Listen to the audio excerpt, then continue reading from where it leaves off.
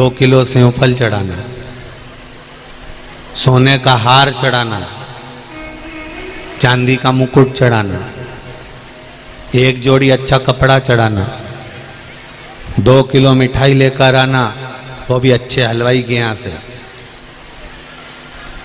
कभी भगवान बोला आकर? नहीं।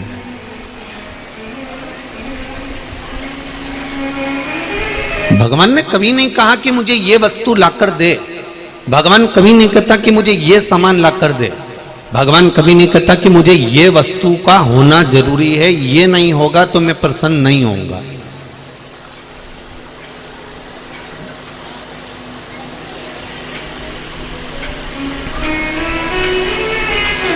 शिव महापुराण की कथा तो यहां तक कहती है, 1 लोटा जल हो चढ़ा दो, नहीं हो बेलपत्री हो तो बेलपत्री चढ़ा दो, बेलपत्री भी नहीं हो तो शंकर भगवान की उठाकर धोकर उसी को चढ़ा दो, वो भी नहीं हो तो फिर 3 बार ताली बजा दो, इतना भी नहीं हो तो मंदिर से जाते जाते मंदिर के शिखर का दर्शन कर लो, वो भी नहीं हो सकता तो कोई मंदिर से निकल कर जा रहा हो, मंदिर में दर्शन कर कर जा रहा हो, पूजन कर कर जा रहा हो, उसका दर्शन कर लो।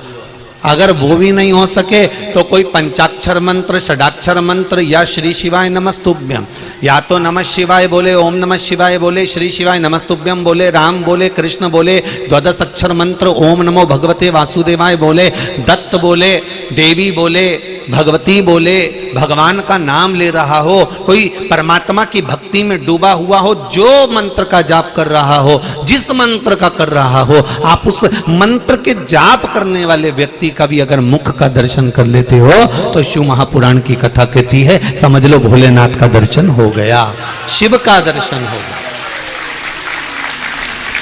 जो भगवान के भजन का स्मरण करता हो, जो भगवान का नाम जाप करता हो, भगवान का कीर्तन करता हो, भले वो राम का करे, कृष्ण का करे, शिव का करे, पंचाक्षर करे, षडाक्षर करे, 12 अक्षर करे, 2 नाम का करे, 2 अक्षर का करे, 2.5 अक्षर का करे, चाहे श्री शिवाय नमस्तुभ्यम जपे, उसकी मर्जी हो वो जो जपे।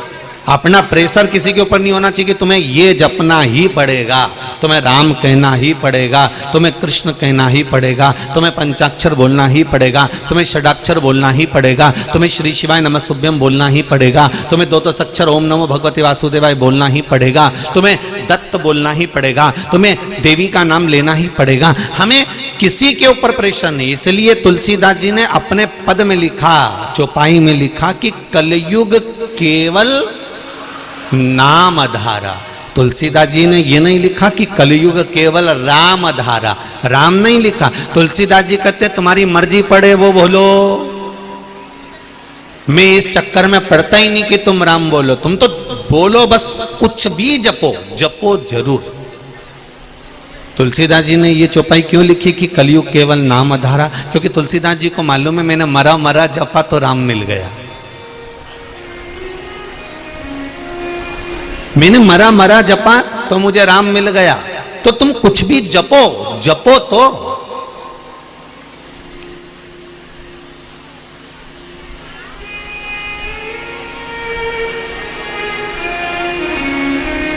हम तो भ्रम में पड़े रहते हैं।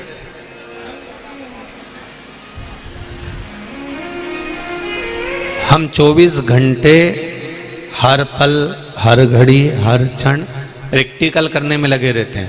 पहले कृष्ण जप के देखते हैं, कृष्ण से काम नहीं हुआ तो राम जप कर देख लेते हैं, राम से काम नहीं हुआ तो शिव जप लेते हैं, शिव से काम नहीं हुआ तो देवी जी को जप लेते हैं, देवी जी से काम नहीं हुआ तो दत्त को जप लेते हैं, दत्त से काम नहीं हुआ तो ये देवता जप लेंगे। हम 24 घंटे प्रैक्टिकल का जीवन जीने का प्रयास कर रहे हैं।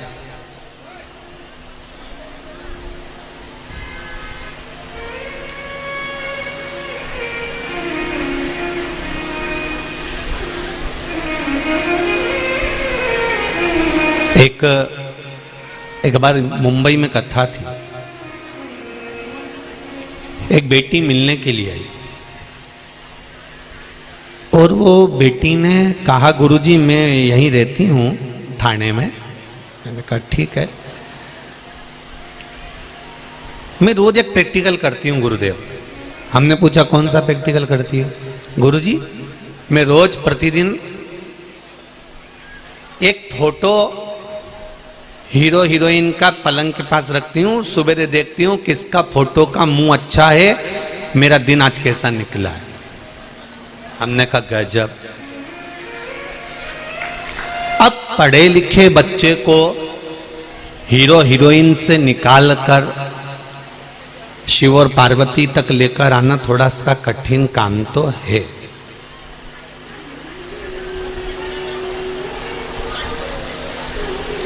आज संपूर्ण विश्व के लोग अगर सुबह सुबह मंदिर जा रहे हैं, पढ़ा लिखा लड़का लड़की एक लोटा जल अगर शिव जी को चढ़ा रहे हैं, स्कूल जाने से पहले बच्चे अगर शंकर के मंदिर जा रहे हैं, तो समझ लो कि कितना कठिन हुआ होगा कि व्यक्ति कहीं जा रहा था, किसी दूसरे धर्म में प्रवेश कर रहा था, किसी दूसरे ओर जा रहा था, उसको निकाल कर वापिस टर्न कर कर सनातन धर्म के उस मंदिर तक पहुंचा देना कितना कठिन काम होगा, जरा विचार करिएगा। जिस समय पर सनातन धर्म को लोग तोड़ने में लगे हुए थे, जिस समय पर सनातन धर्म को लोग काटने में लगे हुए थे, प्रत्येक दूसरे धर्म का व्यक्ति केवल एक ही धर्म को काटने में लगा हुआ है, और वो है सनातन धर्म।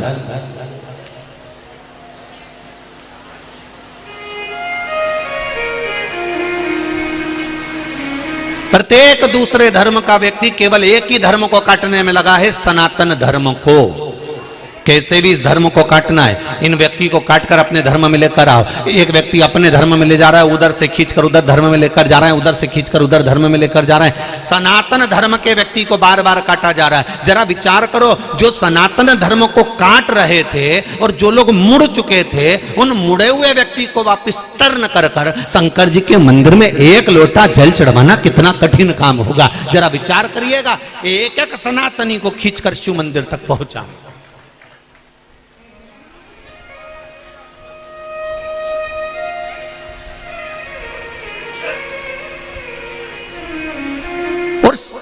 शंकर मंदिर तक कब गया वो?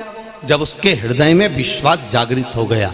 उस बेटी ने कहा, मैं रोज हीरो हीरोइन का फोटो देखती हूँ, जिसका मुंह अच्छा रहता है उसका मैं एक हफ्ते तक मुंह देखकर अपने काम पर जाती हूँ, मेरे को फलता है। तो हमने कहा एक काम करोगे? उसने कहा जी गुरुजी।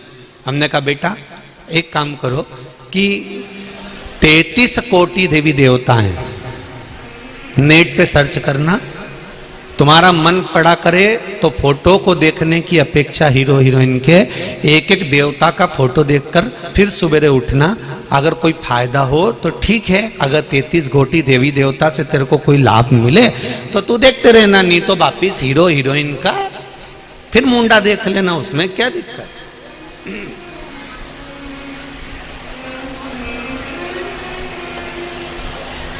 उसने कहा गुरुजी, हीरो हीरोइन का मुंह देखने से ज्यादा फायदा मिलेगा कि 33 कोटि देवी देवताओं का? हमने कहा हीरो हीरोइन को तो उन 33 कोटि देवताओं ने बनाया कि इनका मुंडा की ऐसी छाप है, इनके मुख का ये स्वरूप है। जिसने बनाया, हम यदि उसी का मुख देख लें तो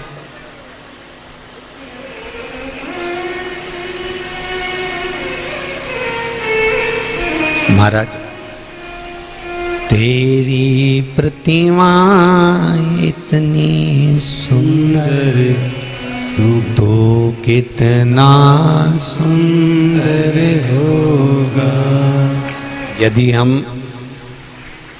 जिसने आपको और हमको बनाया, जिसने इस संसार को बनाया, इस सृष्टि को बनाया, अगर हम उसका मुख देख लें तो फिर हमें किसी का मुख देखने की जरूरत पड़ेगी? उसने कहा गुरुजी, कथा कितने दिन की बची है आपके यहाँ? हमने कहा 3 दिन की कथा हो रही है। उस समय पर माहेश्वरी महिला मंडल कथा करा रही थी मुंबई में। शायद यूट्यूब पे भी डली होगी वो कथा। मोर वाला, बदक वाला एक सिंहासन बना होगा, वो देखना माहेश्वरी महिला मंडल की वो कथा डली होगी।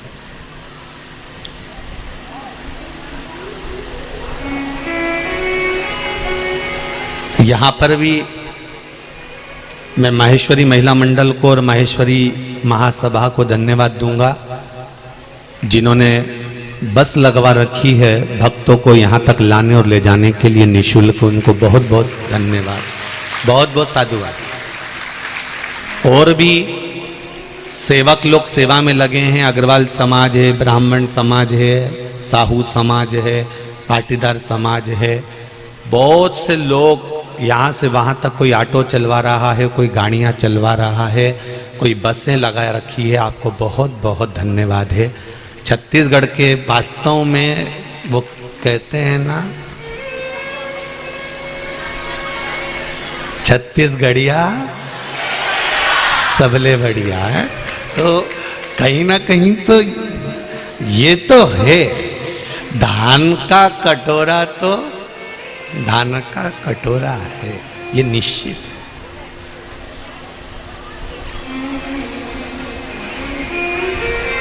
धन कितना है ये मतलब नहीं है।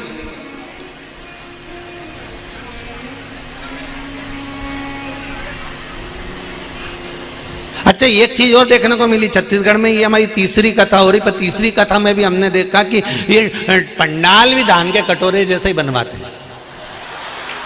हमने ये चीज तो देखी है यहाँ पर, मतलब वो पंडाल ऐसा तो मिला ही नहीं, जब भी मिला नहीं तो गोल ही मिला। तो हमने आशीष से कहा, आशीष बोला गुरुजी पंडाल लग गया था, हमने तो देखा ही नहीं था, हमने तो आशीष से कह दिया था गोल लगा होगा पक्का है।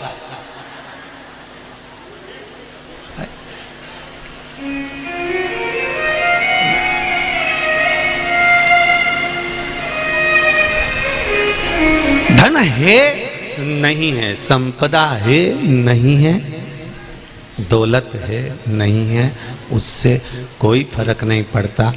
पर छत्तीसगढ़ वालों का एक भाव जरूर कहूँगा कि धन और वैभव से नहीं, यहाँ के लोग दिल से जुड़ते हैं और दिल से ही आनंद सेवा करते हैं। बहुत बहुत साधुवाद है।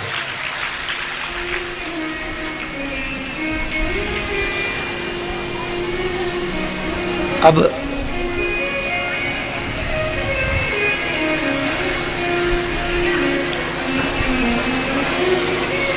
उस बेटी ने पूछा गुरुजी कथा कितने दिन की रह गई? हमने कहा 3 दिन की कथा हो रही। कहा गुरुदेव अब मैं एक एक देवी देवता को देखूंगी, ये बताओ पहले किसको देखूं? हमने कहा जिस पे तुम्हारा मन हो जाए तुम तो उसको देख लो।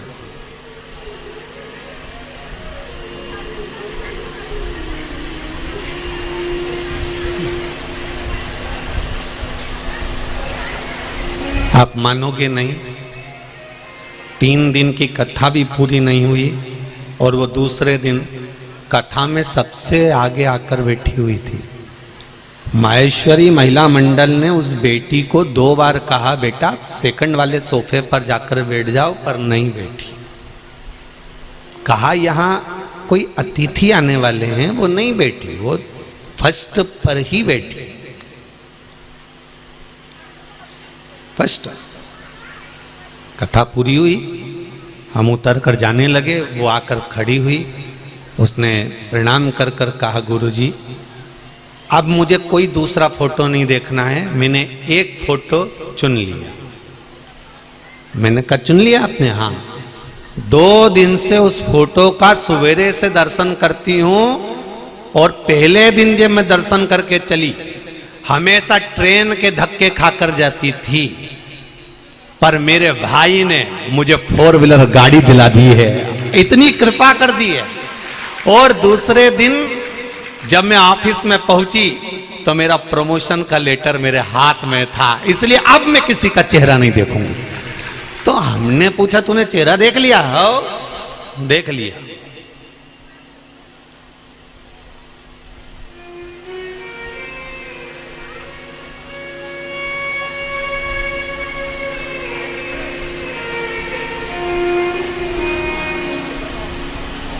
हमने पूछा किसका देखा? उसने कहा गुरुजी जैसे ही फोटो निकाले मोबाइल के पूरे स्क्रीन पर ढेर सारे इतने बड़े बड़े बहुत सारे फोटो आ गए।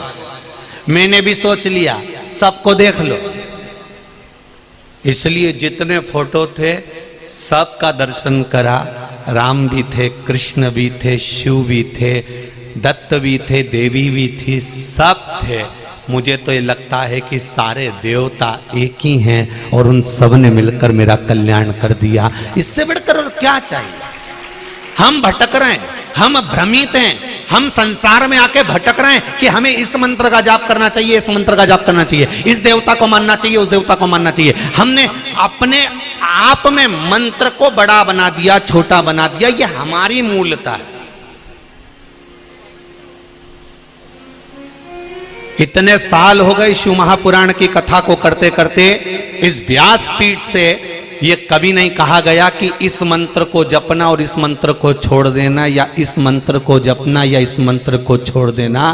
प्रत्येक कथा में एक ही बात कहा जाती है, चाहे राम बोलो, चाहे कृष्ण बोलो, चाहे 2.5 अक्षर का बोलो, चाहे 2 अक्षर का बोलो, चाहे पंचाक्षर बोलो, चाहे षडाक्षर बोलो, चाहे द्वादश अक्षर का बोलो, चाहे श्री शिवाय नमस्तुभ्यम बोलो, चाहे दत्त बोलो, चाहे देवी बोलो, तुम्हारा मन पड़े उसको जपो, पर मंत्र जपो जरूर। इस व्यासपीठ से एक बात हम बार बार कहते हैं, मंत्र का जाप करना। मंत्र कोई छोटा नहीं होता ना बड़ा होता, कोई बड़प्पन का कि ये बड़ा हो गया ये छोटा। आप दिल से जिसको भज रहे हो वो बड़ा है।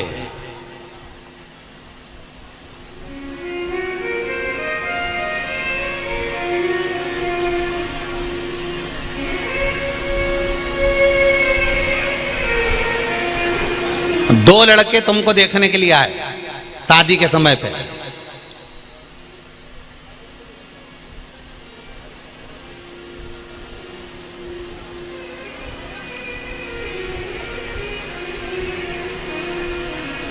भेरूलाल और नाथूलाल, समझ लो प्रैक्टिकल। ये तो आप कथा को अपन अपने ऊपर लेकर चलते हैं। 2 लड़के तुमको देखने के लिए, भेरू और नाथू। अब देखने दोनों आए, बातचीत दोनों से हुई, होटल में बैठकर बात भी करी, खाना भी दोनों के साथ खाया, घूम के भी आए, शादी एक से हुई। तो तुम पांव एक का पढ़ोगे कि 2 का पढ़ोगे? अरे बोलती तो जाओ, एक का ही ना। बहुत अच्छे से समझ लेना। तुम हलवा बना रही थी,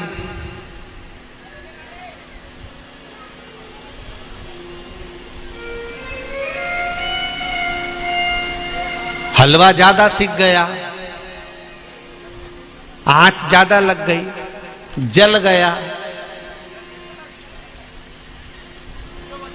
तो वो हलवा नाम रहेगा कि जलवा नाम रहेगा? अरे बोलो तो। अभी तक तो वो हलवा था, हलवा, क्योंकि वो जला नहीं था, सिक रहा था, बढ़िया था, घी भी डला। अब सीखते सीखते सीखते सीखते सीखते सीखते उसमें आग लग गई, उसमें हलवा का नीचे से जलवा हो गया, मतलब पूरा जल गया। तो क्या हलवा का नाम बदल दोगे कि नी साहब ये ज्यादा जल गया, इसलिए मेहमान को जब दो तो कह दो नी साहब ये हलवा नहीं है ये? तो मेहमान भी पूछेगा ये जलवा कौन सा आइटम है? कहना साहब वो ज्यादा जल गया था इसलिए हलवे का भाई। अरे बोलो तो जलवा। अच्छा जीजीवन बड़ी खुश हो गई, अब की बार हम यही करेंगे, जो जल गया उसका नाम जलवा रख देंगे। तो ये ज्यादा जल गया था तो हमने इसका नाम चेंज कर दिया। अभी तक ये हलवा था, अब दीनानाथ ये जलवा हो गया।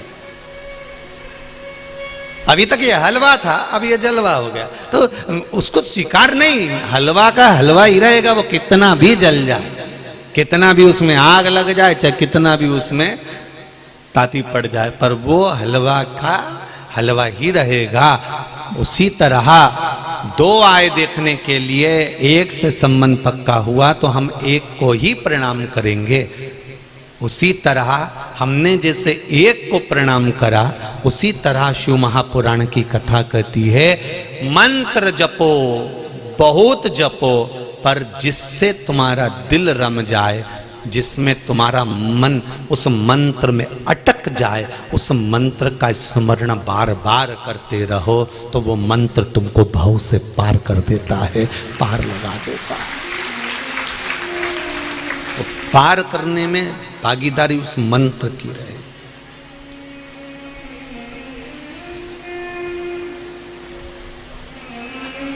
कभी भगवान ने नहीं कहा मुझे ये सामान देना। भगवान एक बात जरूर कहता है, तेरे चलते समय में, तेरे चलते हुए व्यापार में, तेरे चलते हुए समय में, तेरे चलते हुए जीवन में से थोड़ा सा जो मिल जाए वो करते चलो।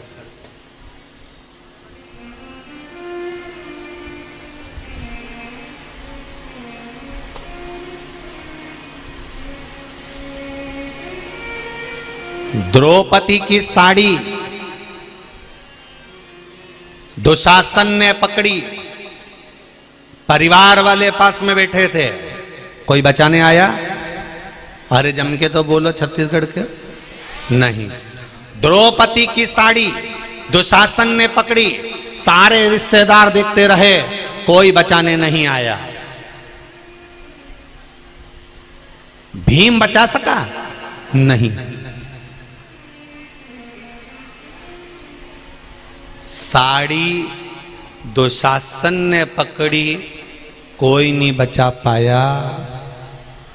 नाड़ी डॉक्टर ने पकड़ी, कोई नहीं बचा पाया। साड़ी भगवान कृष्ण ने बचाई थी, तो नाड़ी भी भगवान ही बचा सकता है, उसके सिवाय कोई नहीं।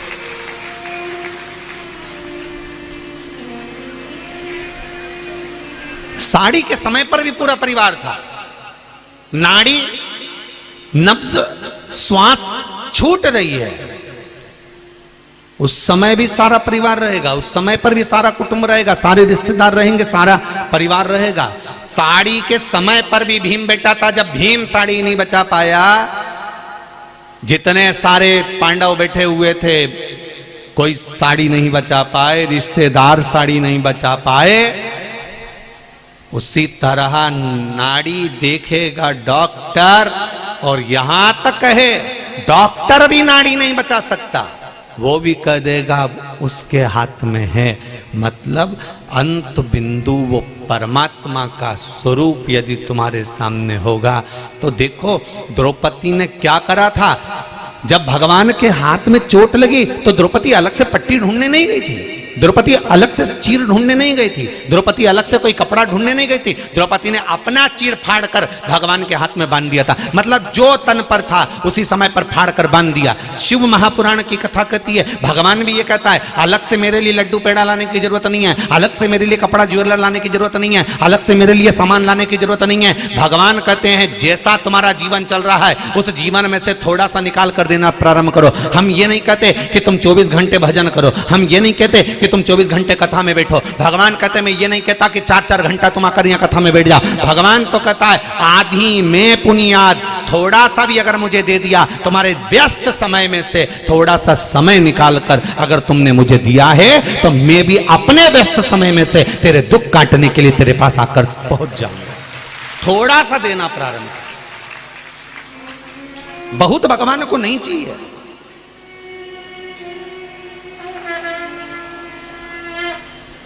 भगवान को बहुता में नहीं चाहिए, भगवान को तो थोड़ा चाहिए, और उस थोड़े में भगवान को आनंद का अनुभव हो जाएगा। थोड़ा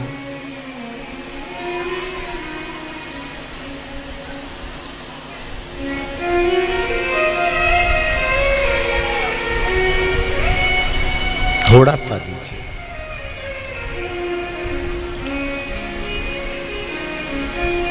देखिए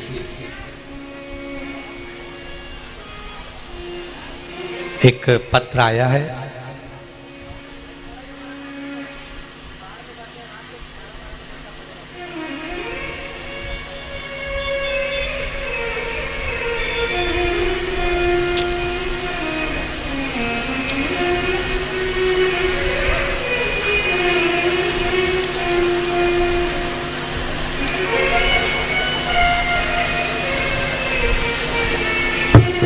ऐसा पत्र जीवन में पहली बार आया है।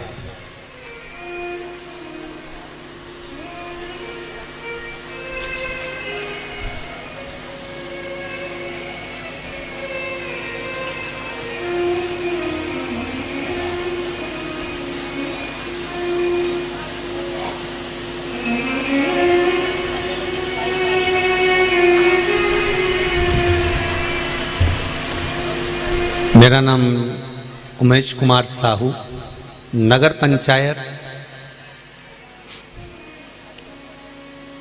कांगदेही, समोदा, थाना आरंग, जिला रायपुर, छत्तीसगढ़ से हैं। कहीं बैठे हों तो हाथ जरूर हिलाएं। जहां कहीं भी बैठे हों, उमेश कुमार साहू, नगर पंचायत कांगेदी, समोदा, थाना आरंग, जिला रायपुर, छत्तीसगढ़। उन्होंने पत्र में लिखा है,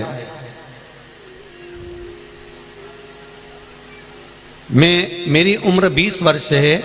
मैं नगर पंचायत कांगदेही, समोदा, आरंग, जिला रायपुर, छत्तीसगढ़ का रहने वाला हूं। मेरे घर में मेरी दादी जी द्वारा वृंदावन से लड्डू गोपाल की मूर्ति लाई थी, जिसे मैंने अपनी पूजा स्थल पर रखा हुआ था। अभी हाल ही में दिनांक 25/7/2022 को किसी ने वो मूर्ति हमारे घर से सामान के साथ में चोरी कर ली। तभी मैंने अपने मोबाइल से YouTube खोलकर आपकी पंचमुखी रुद्राक्ष और शंकर वाली उपाय के बारे में सुना, जिसमें आपने बताया था कि कोई वस्तु अगर घूम जाती है या कोई चीज खो जाती है तो उसको पाने का तरीका क्या है। भोलेनाथ की कृपा से मैंने वो उपाय किया। दुर्गा मंदिर में पहुंचकर मैंने वो उपाय किया। उसके बाद में मैं मेरी दादी से कहकर, जब वो मूर्ति नहीं मिली, मैंने उपाय तो कर लिया पर मूर्ति नहीं मिली, तब मैं दूसरी मूर्ति खरीदने के लिए बर्तन की दुकान पर गया। बर्तन खरीदने की दुकान पर गया, तब मैंने उसी दुकान वाले से कहा, भैया हमको एक लड्डू गोपाल भी लेना है बर्तन के साथ में, आप हमको लड्डू गोपाल बता दो। उस दुकानदार ने कहा कि नए चाहिए कि पुराने चाहिए। तो मैंने कहा मेरे पास इतना पैसा नहीं है, आप मुझे पुराना लड्डू गोपाल दे दो। उसने पुराना लड्डू गोपाल जैसे ही लाकर मुझे दिखाया, मैं अपने लड्डू गोपाल को पहचान गया कि ये तो मेरे वही लड्डू गोपाल हैं जो चोरी हुए थे। और बाबा की कृपा से मेरा लड्डू गोपाल मिल गया। हालांकि मैंने दुकानदार को पैसे देकर वो लड्डू गोपाल लिए। बाबा की कृपा से 18 दिन के अंदर मैंने जो उपाय करा था, उस उपाय से मेरा लड्डू गोपाल मुझे वापस मिल ही गया। ये शिव कृपा। अब ऐसा पत्र जीवन में पहली बार मिला है, हो ध्यान रखना जरा, कि भगवान को पाने के लिए भी भगवान का ही एक आनंद लिया जाए।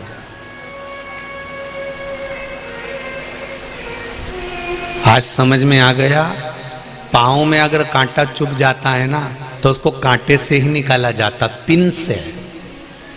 कांटा भी नुकेली और पिन भी नुकेली, कांटे को कांटे से ही निकाला जाता।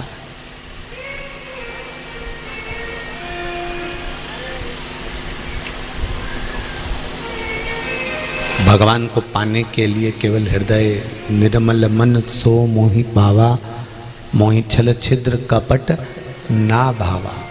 भगवान को पाने के लिए आपका निर्मल मन, निर्मल स्वभाव, निर्मल बुद्धि, निर्मल चित्त, निर्मल मन चाहिए।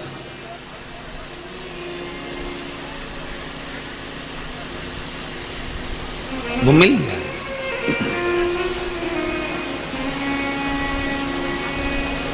उसको पाया जा सकता है।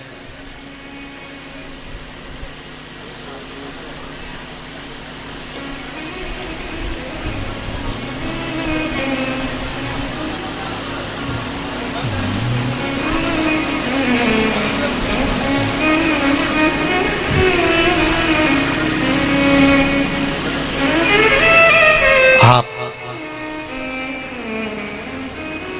अपने चलते हुए समय में से, अपने चलते हुए व्यापार में से, अपने चलते हुए कर्म में से थोड़ा सा समय परमात्मा को देना प्रारंभ कर दीजिए, थोड़ा सा।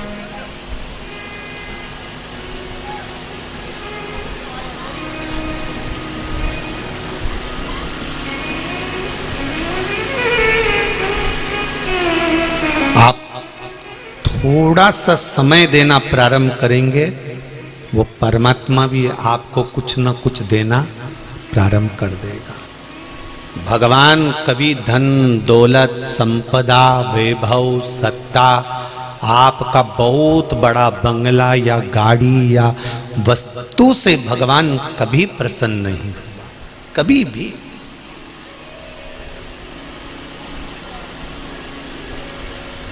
उसकी प्रसन्नता केवल आपका निर्मल मन है, निर्मल। एक बार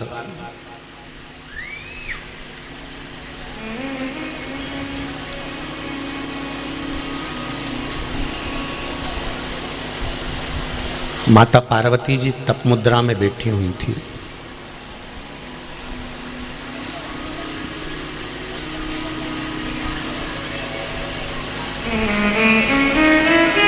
और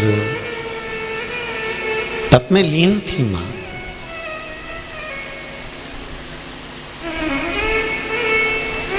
कहते हैं 41 वर्ष माता पार्वती को तप करते करते हो गए थे। विवाह के बाद पहली बार मां इतने लंबे समय के लिए तप करने बैठी थी।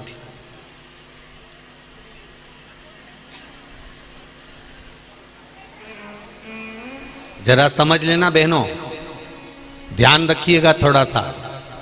शादी के पहले आप व्रत कर लोगी, बहुत अच्छे से कर लोगी।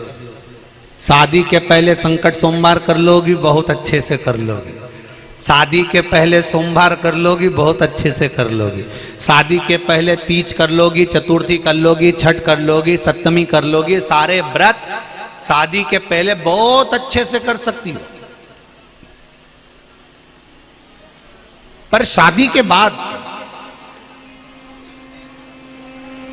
जो आप व्रत करते हो ना, इस व्रत को करने के लिए शरीर, परिवार, कुटुंब, कबीला, मन, चित्त और वृत्ति, ये थोड़ी बलवान बनाना पड़ती है।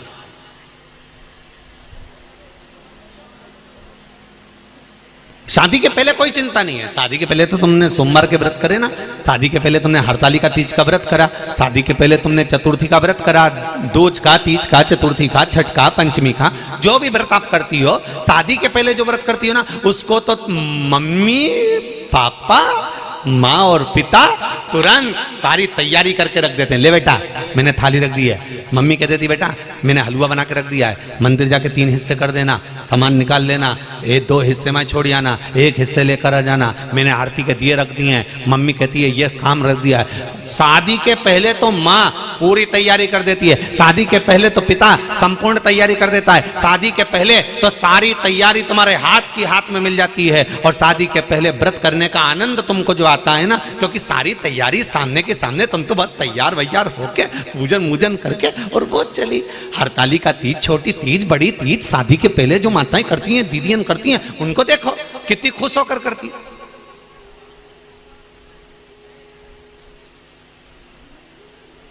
पर वही व्रत शादी के बाद जब करा जाता है, इधर से बच्चे, इधर से पति, सास ससुर, देवर जेठ, काका सास, काका ससुर, सासू, बुआ सास, सारे रिश्तेदार, कुटुंब, कबीले, सबको साधना है, भोजन भी तैयार करना है, पूजन की थाली भी लगाना है, पूजन करने भी बैठना है, बच्चों का स्कूल से आने का समय भी हो गया, भेजने का समय भी हो गया, टिफिन भी बनाना है, काम भी सारा करना है, और उस बीच में भगवान का भजन भी करना है।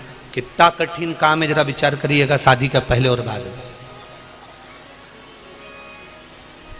माता पार्वती 41 वर्ष विवाह के बाद में माता पार्वती जी ने जो तप साधना करी, साधना करते ही माता पार्वती जी के शरीर से एक ज्योत प्रकट होने लगी, एक ज्योति प्रकट होने लगी।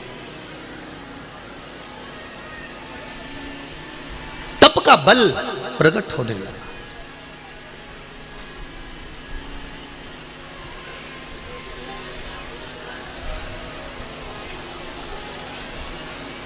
एक प्रश्न आपके और हमारे मन में आता है, गुरुजी, जो हम ये मंदिर में ज्योत लगाते हैं, मंदिर में ज्योति लगाते हैं, मंदिर में दिया लगाते हैं, या यज्ञ कुंड में जो अग्नि होती है, या जो ज्योत हम प्रकट करते हैं, चाहे माता रानी की करें या श्याम बाबा की करें या राम जी की करें या कृष्ण जी की करें या हम रुणिचा की करें या हम किसी भी देवी देवता की करें, ये ज्योत जो खड़ी करते हैं, ये ज्योत है कौन? ये ज्योति है कौन? इस ज्योति का प्रतिबिंब कहां से? इस ज्योति की प्रागट्यता कहां से? ये ज्योति किसकी लड़की है? ये ज्योति किसकी पुत्री है?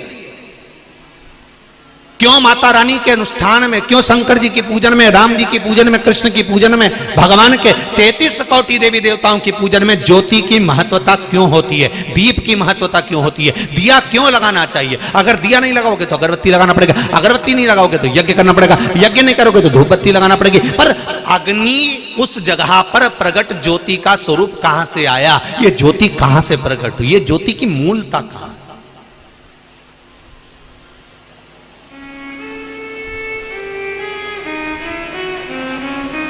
क्यों देवी के मंदिर में अखंड ज्योत जलती रहती है? क्यों शंकर जी के मंदिर में अखंड ज्योत जलती रहती है? क्यों भगवान के मंदिर में अखंड ज्योत जलती रहती है? उस ज्योत का महत्व क्या है? 12 ज्योतिर्लिंग में जाकर देखो, एक ज्योत जलती मिलेगी। देवी जी के मंदिर में जाकर देखो, शक्तिपीठों पर जाकर देखिए, एक ज्योत जलती मिलेगी। ज्योत नहीं जलेगी तो हवन कुंड में अग्नि जलती मिलेगी, पर ज्योत मिलेगी ही। इस ज्योत की महत्वता क्या? कौन है ये ज्योति? 41 वर्ष मां तब साधना में लीन है, तब कर रही।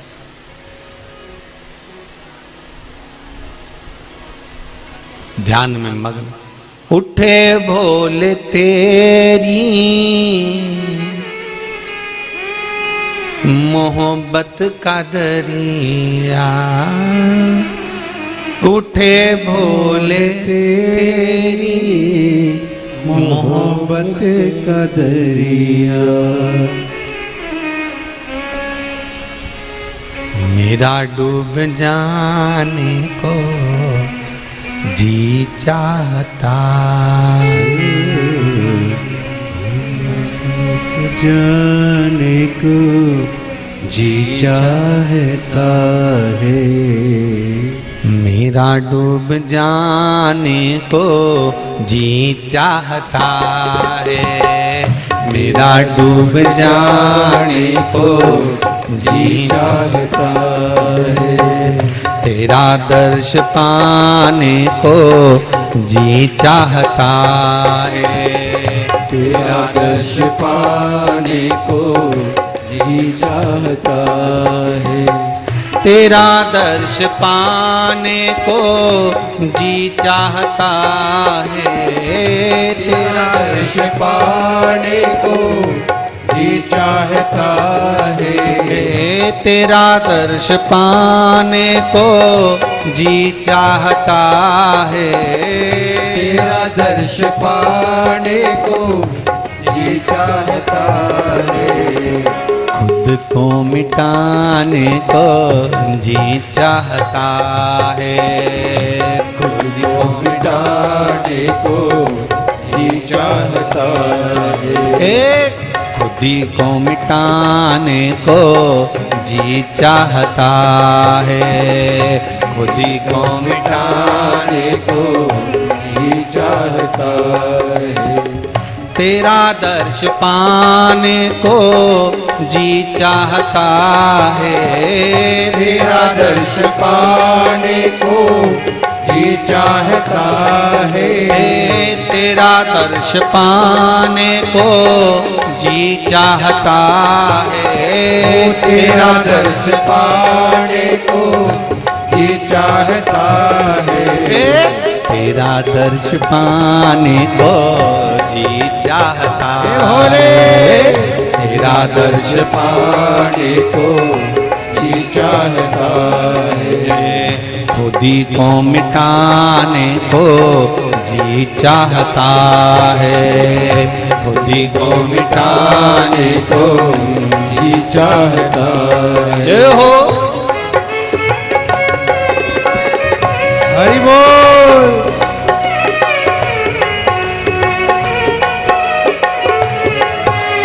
भोले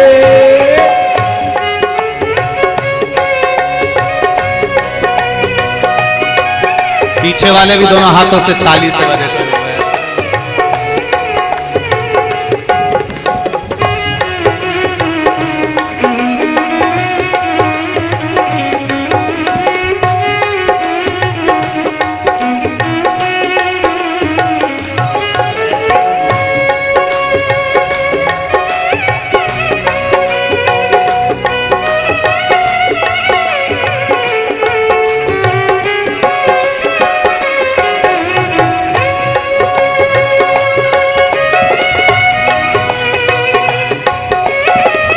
शंभो।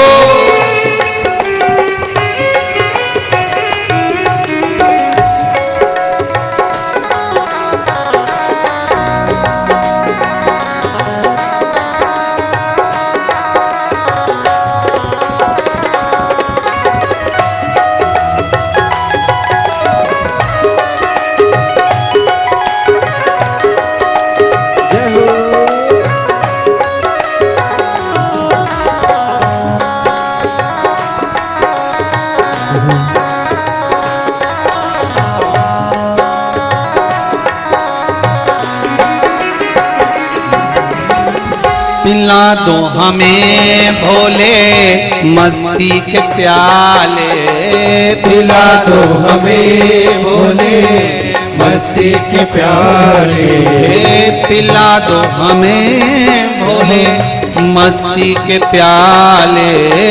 पिला दो हमें भोले मस्ती के प्याले। पिला दो हमें भोले मस्ती के प्याले। पिला दो हमें भोले मस्ती के प्याले। मस्ती में आने को जी चाहता है। मस्ती में आने को जी चाहता है। तेरा दर्श पाने को जी चाहता है। तेरा दर्श पाने को जी चाहता है। तेरा दर्श पाने को जी चाहता है। तेरा दर्श पाने को जी चाहता है। तेरा दर्श पाने को जी चाहता है। तेरा दर्श पाने को जी चाहता है। खुदी को मिटाने को जी चाहता है। खुदी को मिटाने को जी चाहता है। खुदी को मिटाने को जी चाहता है। खुदी को मिटाने को जी चाहता है। शंभो। हरि बोल। हे शंभो।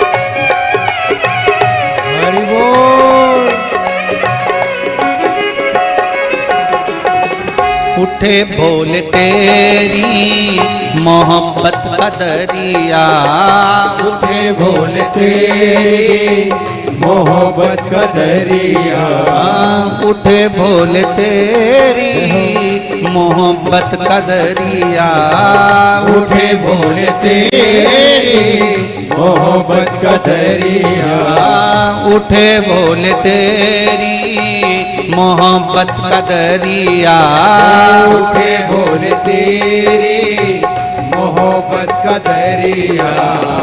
मेरा डूब जाने को जी चाहता है, मेरा डूब जाने को जी चाहता है, मेरा डूब जाने को जी चाहता है, मेरा दर्श पाने को जी चाहता है, तेरा दर्श पाने को जी चाहता है, मेरा दर्श आओ पाने से दोनों हाथों से जी चाहता है, तेरा दर्श पाने को जी चाहता है, तेरा दर्श पाने को जी चाहता है, खुदी को मिटाने को जी चाहता है, खुदी को मिटाने को जी चाहता है। जय हो।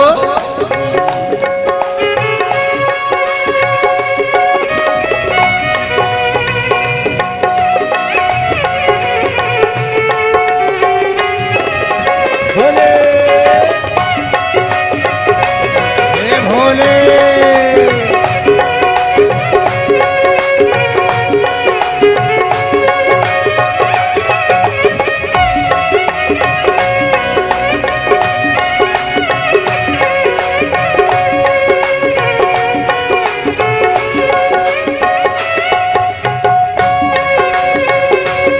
हर भोले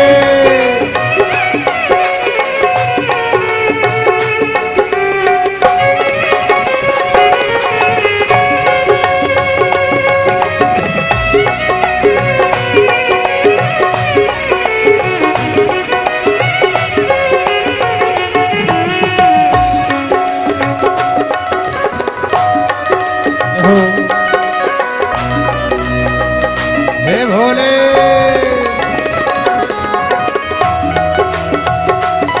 हरि बोल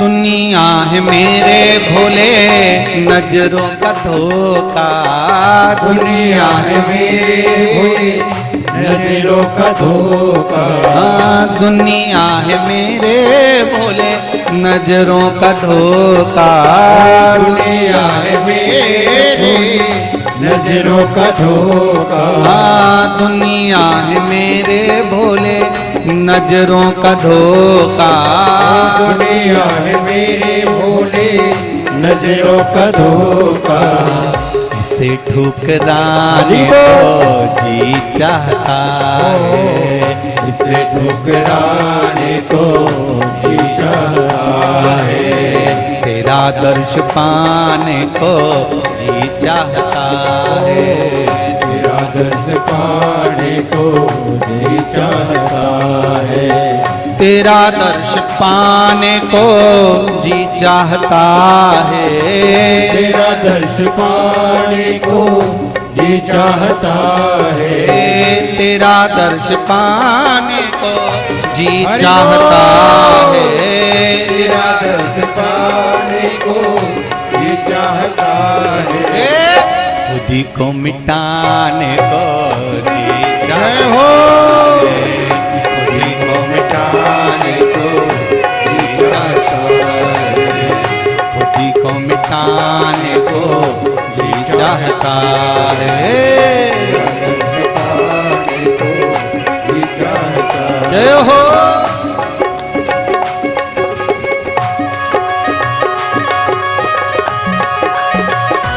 जय हो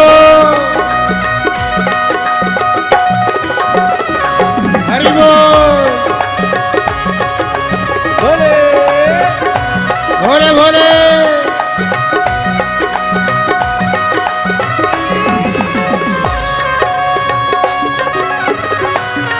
जय हो।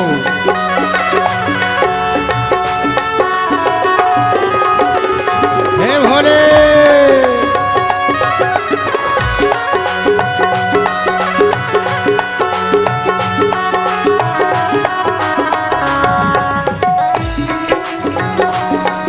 हे शंभो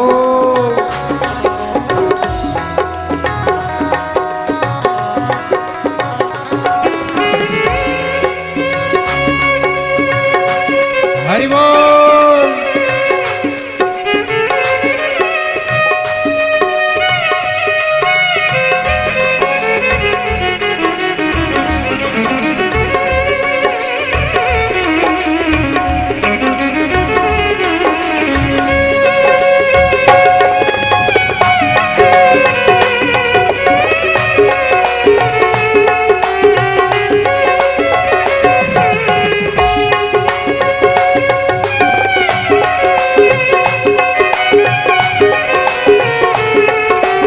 शंभो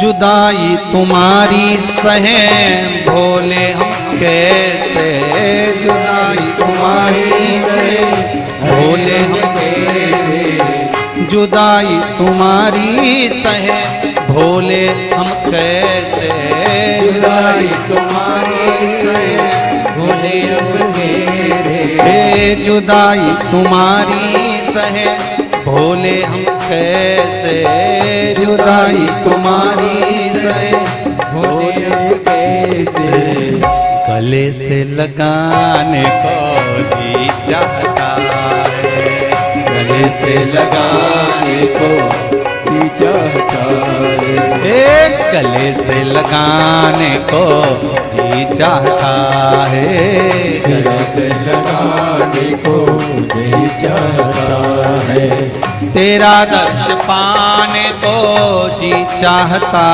है, तेरा दर्श पाने को जी चाहता है, तेरा दर्श पाने को जी चाहता है, तेरा दर्श पाने को जी चाहता है, खुदी को मिटाने को जी चाहता है, खुदी को मिटाने को जी चाहता है, खुदी को मिटाने को जी चाहता है, खुदी को मिटाने को जी चाहता है, मेरा डूब जाने को जी चाहता है, मेरा दर्श पाने को जी चाहता है। हार हार महादेव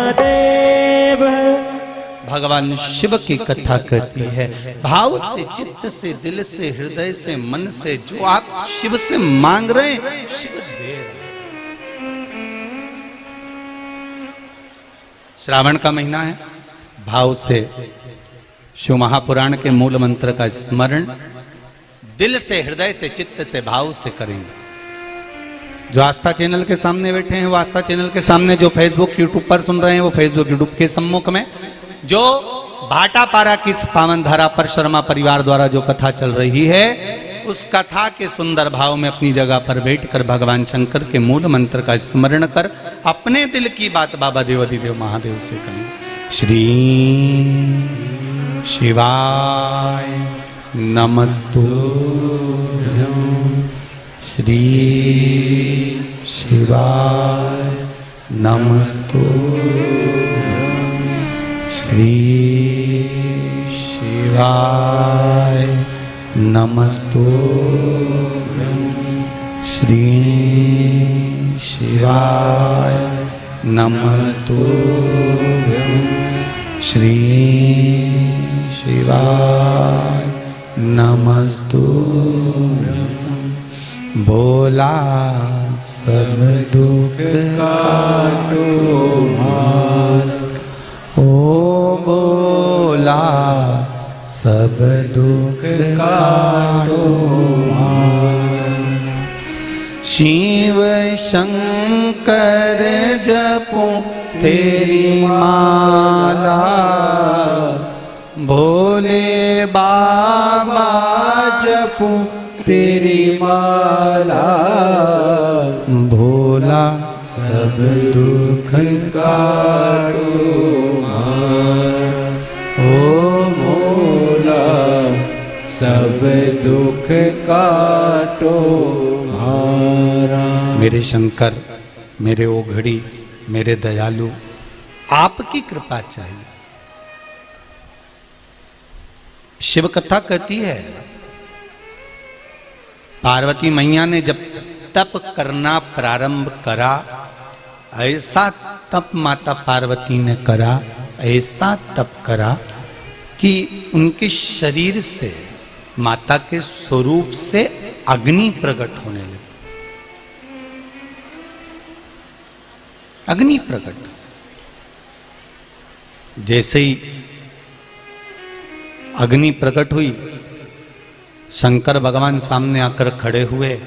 शिवजी ने देखा कि पार्वती के शरीर से अग्नि निकल रही है। अब थोड़ा सा कथा पर ध्यान देना।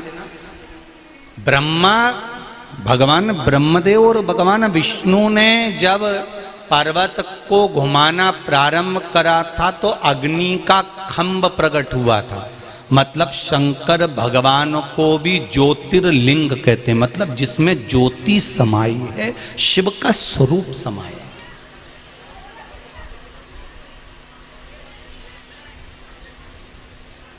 अब एक प्रसंग सामने आता है।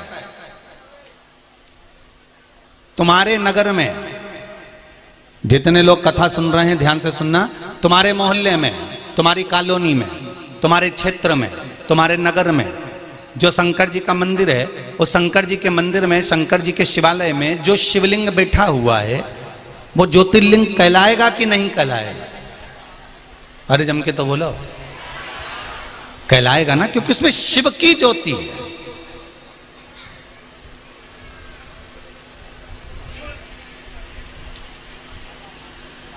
पूरे विश्व में जो भी शंकर के शिवालय हैं, शंकर के शिवलिंग हैं, जो भी शंकर के मंदिर हैं, उस शिवालय में शंकर भगवान चाहे छोटे से हो, चाहे मोटे से हो, चाहे बड़े हो, चाहे लंबे हो, चाहे छोटे हो, जैसा भी शिवलिंग है, भले वो पारत का है, पाषाण का है, मूंगा का है, हीरा का हो, पुखराज का हो, मोती का हो, पार्थिव हो, जो भी शिवलिंग तुम्हारे मंदिर में है या तुम्हारे मोहल्ले में, नगर में, गांव में, क्षेत्र में, जहां पर भी है, कोई शिवलिंग ऐसा नहीं है जिसमें शंकर की ज्योति नहीं है। प्रत्येक शिवलिंग के अंदर शंकर भगवान की ज्योति विराजमान होती है। प्रत्येक शिव के अंदर, प्रत्येक शिवलिंग।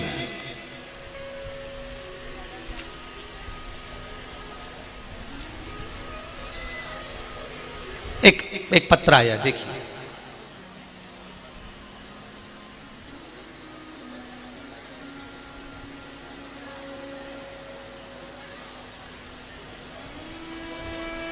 गुरुजी, मैं भिलाई से नगर कोहका से आई हूँ। मेरा नाम आरती नेमा है।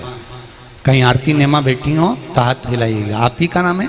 दोनों हाथ हिला दो एक बार। हर हर महादेव।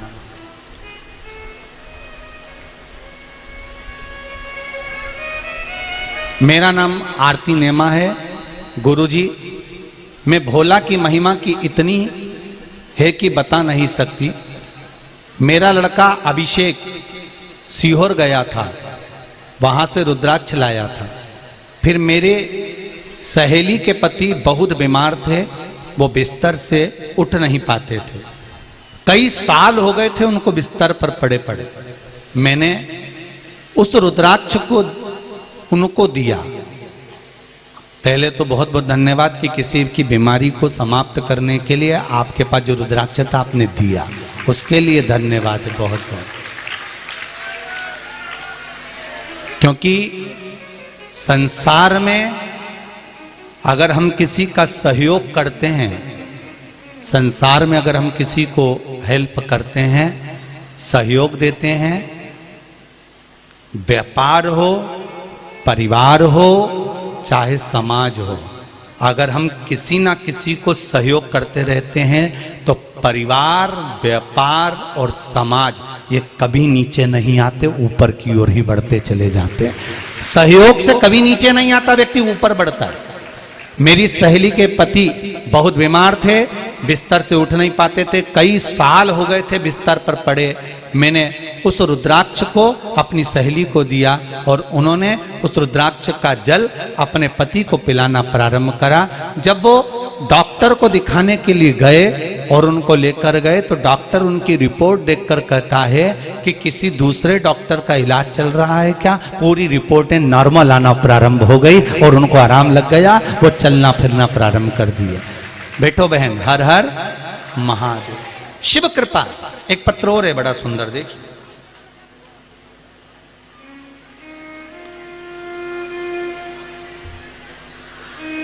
मैं श्रीमती सीमा साहू रायपुर छत्तीसगढ़ से आई हूं। कहीं बैठी हूं सीमा जी? पत्र थोड़ा सा लंबा है, आप ही हैं, दोनों हाथ हिलाकर एक बार अभिवादन करें। बहुत बड़ा पत्र है, साड़ी की पिन भी इसमें टच है। ये पत्र बड़ा है ना, इसलिए 1 2 3 पत्रों 3 दूनी 6 पढ़ने पर लिखा हुआ है। आपने बड़े दिल से लिखा है, पिन भी बता रही है हो। तो अपना कोई सामान कोई ऐसे थोड़ी ना दे देता है टच करके, तो ये तो हृदय का भाव है। गुरुजी, भोलेनाथ से क्या कहूं? भोलेनाथ दया करना, मैं तेरे भरोसे हूं। वाह वाह, बाबा की कृपा। गुरुदेव, जैसा कथा में सुनते हैं वैसा हमने पाया है। बहुत से रोगों से मुक्त कर दिया मेरे बाबा ने मुझे। पेट की समस्या ठीक हुई। बाबा जी, मैं अपनी बीमारी से बड़ी परेशान थी और कई बार आत्महत्या करने की भी सोच चुकी थी, पर मेरे बाबा ने मुझे बचा लिया और मैं अब ठीक हूं। गुरुदेव, इतना रोग रहता था कि उस रोग से सुलझ नहीं पा सकते थे। मैं 30 साल से किराए के मकान में दर दर ठोकर खा रही थी, परंतु मेरे भोलेनाथ कुबेरेश्वर महादेव ने मुझ पर एक छोटा सा फ्लैट दिलवा दिया। अब मैं अपने मकान में रह रही हूं। बाबा को धन्यवाद करने आई हूं। कुबेरेश्वर धाम गई थी, वहां से आने के बाद मैं कोई नींद की दवाई जो खाया करती थी, 12 साल से नींद की गोलियां खाती थी, क्योंकि डिप्रेशन, चिंता, टेंशन इतना था कि बहुत कठिन था जीवन। पर 12 साल से नींद की दवाइयां जो खा रही थी, वहां से कुबेरेश्वर महादेव से आने के बाद एक गोली भी नहीं खा रही हूं और चैन की नींद सो रही हूं। बाबा ने मेरे सब कार्य सफल कर दिए। बाबा,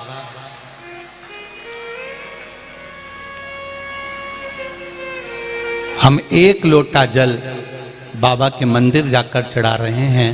जब से चढ़ा रहे हैं बाबा ने हाथ पकड़ रखा है। गुरुदेव, मैं प्रणाम करने आई हूँ। दीदी, श्री शिवाय नमस्तुभ्यम। बैठिए बैठिए। हर हर भोलेनाथ दया करना, मैं भरोसे हूँ। जरा दम से तो बोलो। मैं तेरे भरोसे हूँ। मेरे बाबा दया करना, मैं तेरे भरोसे हूँ। फिर निवेदन करूंगा, जैसा मेरी बहन ने लिखा, इतना डिप्रेशन, इतनी चिंता, इतनी परेशानी, जिंदगी का सारा दुख भगवान ने मुझको दे दिया। मरूं नहीं तो क्या, पर मरना उस समस्या का निदान नहीं है। कर्जा हो गया, हो जान दो। कोई पैसे खा गया, खजान दो, कब्जा कर लिया, कर लेन दो, रिश्तेदारों ने जायदाद ले ली, ले लेन दो।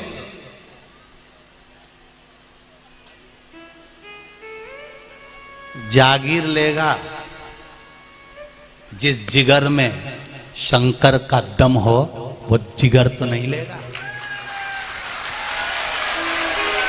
जागीर ही लेगा ना,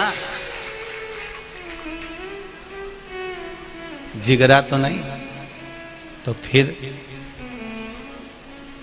बलवान बनाओ अपने जीवन को, बलवान।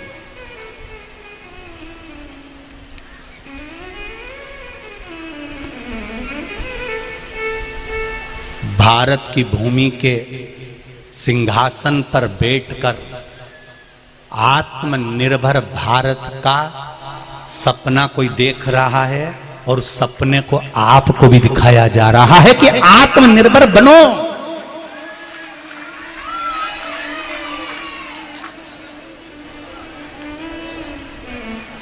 वो आत्मनिर्भरता क्या है? वो आत्मनिर्भरता का भाव क्या है? आज जरा सा कोई देश आंख दिखाता है और पेट्रोल डीजल आना बंद हो जाता है, इसलिए आत्मनिर्भर बना रहा है वो व्यक्ति बैठकर कि हमें किसी की आंख नहीं देखना पड़े, हम आंख में ही घुस जाएं, तब बनेगा आत्मनिर्भर भारत।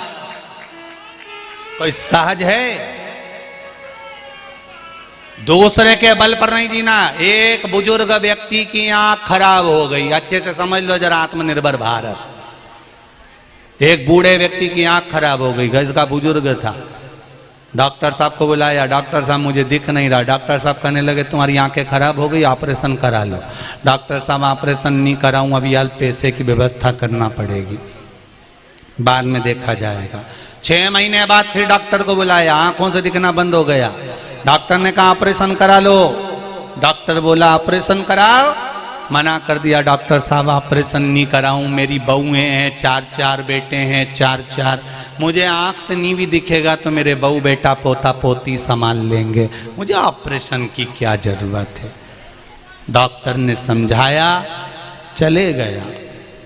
3 महीने के बाद उनके घर में आग लग गई।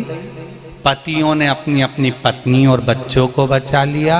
बुढ़ा व्यक्ति जो आंख से अंधा था वो अंदर रह गया। पड़ोसियों ने जाकर उसको बाहर निकाला, तब उससे कहा कि हमने तुम्हें बाहर निकाल दिया।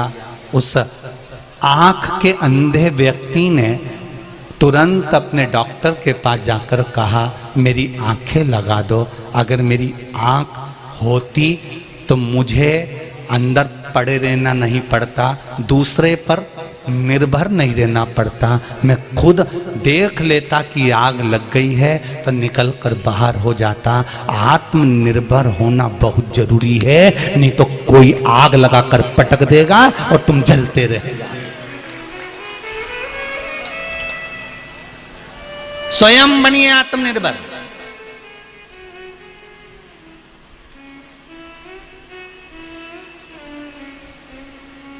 दूसरा धन खा गया, खजान दो। दूसरा पैसा खा गया, खजान दो। हम कर्जे में डूब गए। अरे डूब गए तो क्या हुआ, निकलोगे तो। कर्जे में आज डूबे हो, कल थोड़ी ना डूब पाओगे। तकलीफ आ गई, फसल नहीं हुई, व्यापार नहीं चल रहा, नौकरी नहीं हो रही, मत ओन दो ना। शंकर का भजन तो करो, एक लोटा जल चढ़ाना तो चालू करो, शंकर के मंदिर तो जाना चालू करो।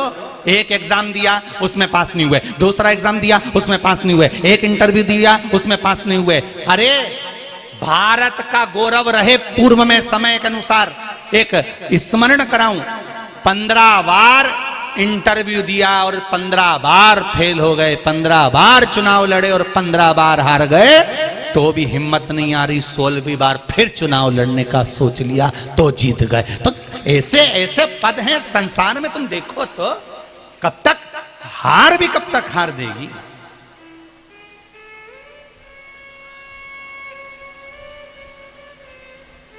हार भी कब तक हार देगी।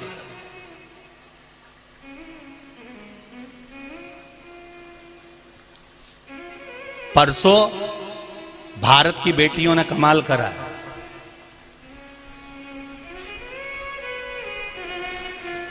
काय का खेल था वो शर्मा जी जो मैसेज करा उन्होंने अपने व्हाट्सएप पर, कॉमनवेल्थ का।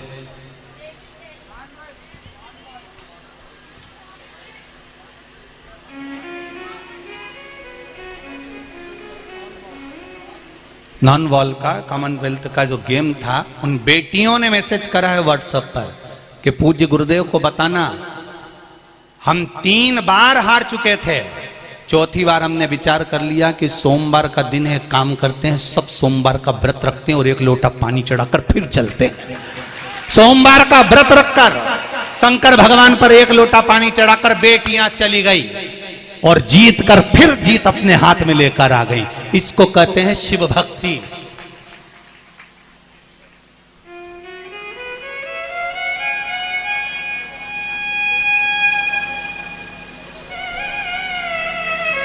इस भारत की भूमि की वो राष्ट्रपति बनी है। उनसे पूछा जाए, उन्होंने अपनी भाषा में ट्वीट करा है कि मुझे जो कुछ मिला है, मुझे किसने संभाला, उन्होंने ट्वीट करा है ट्विटर पर, मुझे संभाला किसी ने और मेरा साथ अगर किसी ने दिया है और मुझे अगर राष्ट्रपति के सिंहासन पर भी बिठाया है तो कोई दूसरा नहीं, मेरा देवाधिदेव महादेव ने बिठाया। अब तो राष्ट्रपति भी अपना ट्वीट कर कर बोलते हैं कि शंकर की कृपा है। बेटियां युद्ध के मैदान में जाती हैं, कंपटीशन एग्जाम में जाती हैं तो कहती हैं सोमवार का व्रत का फल है। एक बॉडी बिल्डर भी अपने कंपटीशन एग्जाम में उतरता है तो उसकी मां लिखकर भेजती है, गुरुजी से कहना धन्यवाद, मेरा बेटा पशुपति व्रत का आनंद कर कर। ये शिव है, ये शंकर है। क्योंकि दुनिया के लोग पहचान गए कि हम अगर हार भी रहे हैं तो दुनिया के लोग हमारा पैसा खा सकते हैं, दुनिया के लोग हमारी जागीर खा सकते हैं, हमारी प्रॉपर्टी खा सकते हैं, पर जिगरा नहीं खा सकते। जिस दिल में देवाधिदेव महादेव बैठ जाए वो दिल की जीत एक न एक दिन निश्चित होती है। आप उससे दिल तो लगाइए, आप उसको अपना तो बनाइए। आज पूरा विश्व, पूरा देश, और देश ही नहीं विदेश में बैठे हुए लोग भी भगवान शंकर को 1 लोटा जल चढ़ा रहे हैं तो उनका 1 लोटा चढ़ाया गया जल खाली नहीं जाएगा। शंकर भगवान को ज्योतिर्लिंग कहा जाता है। अग्नि के खंभ से प्रकट हुआ है शिवलिंग, तो हर शिवलिंग में ज्योति शंकर की है। वो फल देगी, निश्चित है वो फल देगी। जब शंकर के शिवलिंग में ज्योति शिव की है तो माता के जितने शक्तिपीठ हैं, माता के जितने मंदिर हैं, माता के जितने स्थान हैं, ये भी ज्योति की एक स्वरूप है, ज्योति का एक स्वरूप।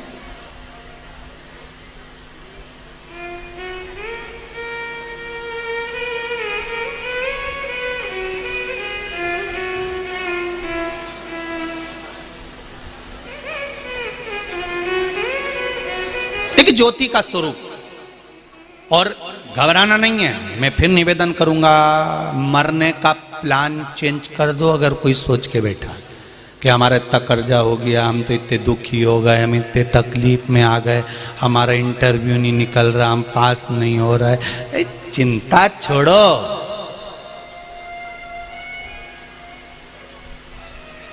तुम तो छाती पे हरी मूंग दलो, अपने टेंशन मेंशन नहीं करी। कई माताएं कहती हैं हमारे 12 साल हो गए शादी को, बच्चे नहीं है, 14 साल हो गए, 20 साल हो गए, लोग अब शब्द कहते हैं। काय का चिंता?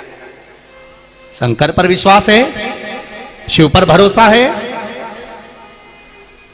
और अगर शंकर पर भरोसा है तो 1 लोटा जल चढ़ाना चालू कर दे, और उसके सामने जब बैठे, शिव के सम्मुख में जब जाए तो दिल से उसको कहो।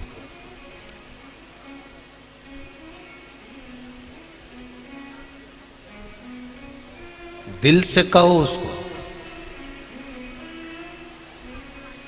एक पत्र आया, उस पत्र में लिखा था, गुरुजी एक बार आपने कहा था कि शंकर जी पे चढ़ी हुई वस्तु नहीं खाना चाहिए। एक पत्र में गुरुजी आपने एक बार कथा में कहा था कि शिव जी पे चढ़ा हुआ सामान नहीं खाना चाहिए, वो बैरागी, त्यागी, साधु, संत, सन्यासी, तपस्वी, साधक, उपासक उनके हिस्से का होता है। केवल नर्मदेश्वर महादेव कैसे होते हैं जिन पर चढ़ा हुआ खा सकते हो। तो हम लोग बेलपत्री खाते हैं तो वो खाएं कि नहीं खाएं। हमने अगर कहा है तो एक बात हमने आपको बार बार कही है कि शंकर जी से एक बेलपत्र अगर खाने की ला रहे हो तो क्या बोलकर लाना कि बाबा औषधि दे दीजिए। बोला कि नहीं बोला था? अरे बोलो तो जम के, बोला था ना। हमें शिवजी से चढ़ा हुआ सामान नहीं चाहिए, हमें शंकर भगवान से औषधि लाना है। हम उनका लड्डू नहीं खा रहे, हम उनका पेड़ा नहीं, हम तो उनसे उनकी औषधि मांग कर ला रहे हैं कि आपकी एक बेलपत्र दे दो और इसको औषधि बनाकर दे दीजिए। आपका चढ़ा हुआ जल आप औषधि बनाकर दे दीजिए, आप पर चढ़ी हुई बेलपत्र औषधि बनाकर दे दीजिए। हम शिव जी की शिव महापुराण का एक एक प्रसंग हमारी जिंदगी में उतार कर रखिए कि गुरु जी ने क्या बोला और किस तरह से बोला और उसका फल क्या है और उसका स्वरूप क्या है, उसको उतारिए अपने जीवन में, आपको मिलेगा।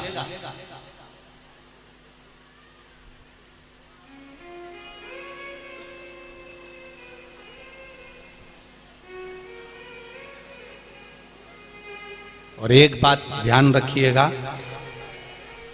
व्यासपीठ से जितना पहले, आज भी शर्मा जी और गोयल जी जानते होंगे, दिन भर हमारे कमरे में हम किसी को आने नहीं देते, ये जानते हैं शर्मा जी।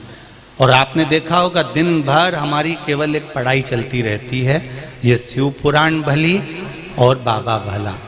दिन भर जितना आपको, और आज से नहीं पहले से ही नियम है, व्यासपीठ से वही बताया जाता है जो शिव महापुराण में या गर्ग संहिता में या स्कंद पुराण में, पद्म पुराण में, नर्मदा पुराण में, लिंग पुराण में, भविष्य पुराण में, देवी भागवत में जो हमको निचोड़ मिल जाता है उसको लिखकर रख लेते हैं और उसको रखकर फिर आप तक पहुंचाया जाता है, जिससे ये जीवन का कल्याण कर सके, जो शास्त्र के अनुकूल हो, शास्त्र के अनुकूल।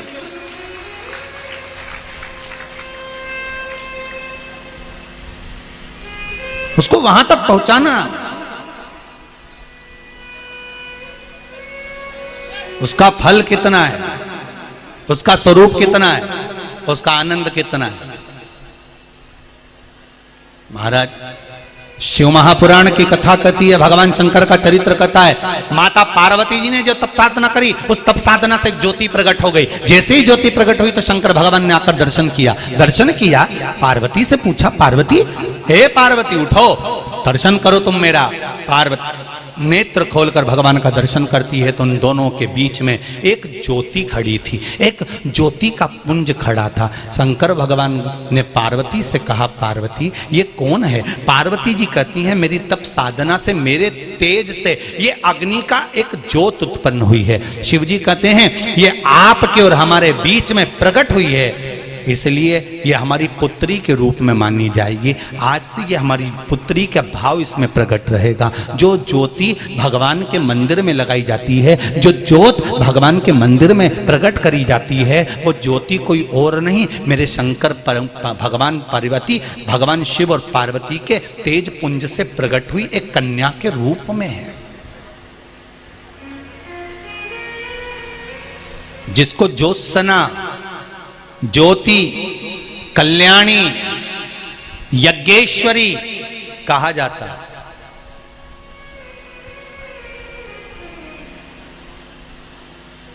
उस ज्योति ने स्त्री का रूप ले लिया, कन्या का रूप ले लिया। 4 वर्ष की कन्या बनकर वो ज्योति घूमने लगी।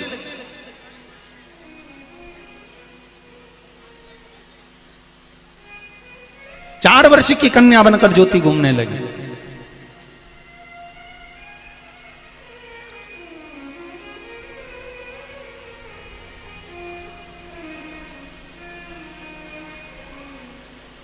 भगवान शिव ने पार्वती को आवाज लगाया, पार्वती,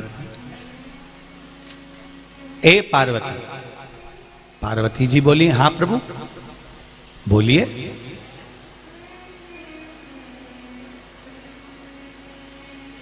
आज ज्योति नजर नहीं आ रही है,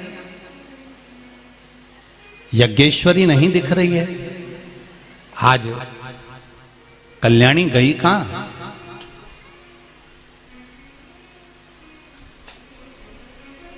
ये यज्ञेश्वरी ज्योति कल्याणी ज्योत्सना है कहां? ज्वाला है कहां? दिख नहीं रही।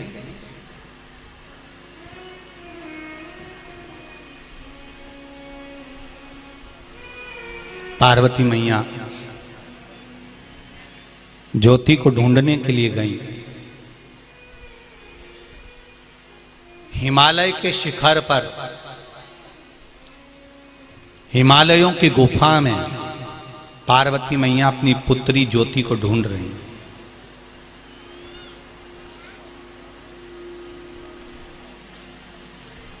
एक स्थान पर ज्योति बैठी, भगवान शिव और पार्वती का सुंदर स्वरूप धारण कर कर भगवान शंकर और पार्वती का स्मरण कर रही थी, बैठी थी और माता पिता का स्मरण कर रही थी। पार्वती जी का दर्शन हुआ। पार्वती जी ने उसको उठाया, उठाकर पूछा, क्या चाहती हो तुम ज्योति? ज्योति कहती है, ज्योत्सना कहती है, यज्ञेश्वरी कहती है, मां मैं माता और पिता को छोड़कर कहीं जाना नहीं चाहती। मैं अपने माता पिता के संग में हमेशा रहना चाहती हूं। मैं अपने माता पिता को छोड़कर कहीं जाना नहीं चाहती। पार्वती जी ने वचन दे दिया, सुनो ज्योति, मैं तुम्हें वर देती हूं, मैं जहां पर विराजमान रहूंगी उस जगह पर अगर ज्योति नहीं होगी तो मैं उस पूजन को कभी स्वीकार नहीं करूंगी। शंकर भगवान ने भी वर दे दिया, सुनो ज्योति, जहां शंकर भगवान का ये शिवलिंग विराजमान होगा, चाहे वो कंकर, पाषाण, माणिक, मोती, पारद, स्फटिक, जो भी शिवलिंग होगा, चाहे वो घर में हो, चाहे वो मंदिर में हो, चाहे वो खुले स्थान पर हो, जहां शिवलिंग होगा उस शिवलिंग में तेरा स्थान जरूर होगा। तो वो शिवलिंग को ज्योतिर्लिंग का रूप भी कहा जाता है। जहां शिव है वहां ज्योति है, जहां पार्वती है वहां ज्योति है। अब समझना अपने को ये है, कोई भी पूजन हो, कोई भी अनुष्ठान हो, कोई भी यज्ञ हो, कोई अवसर हो, कोई पूजन हो, कोई पाठ हो, कोई अनुष्ठान हो, उस अनुष्ठान में सबसे पहला काम होना चाहिए कि दीप प्रज्वलन हो। क्या होना चाहिए? दीप प्रज्वलन, दीप जलना चाहिए। इसलिए आप लोगों को कहते हैं कि ये अंग्रेजों की जो नई नई लीलाएं हैं कि केक काटो और मोमबत्ती बुझाओ और हैप्पी बर्थडे ने टू यू गाओ, ये हमारे सनातन धर्म का नहीं है।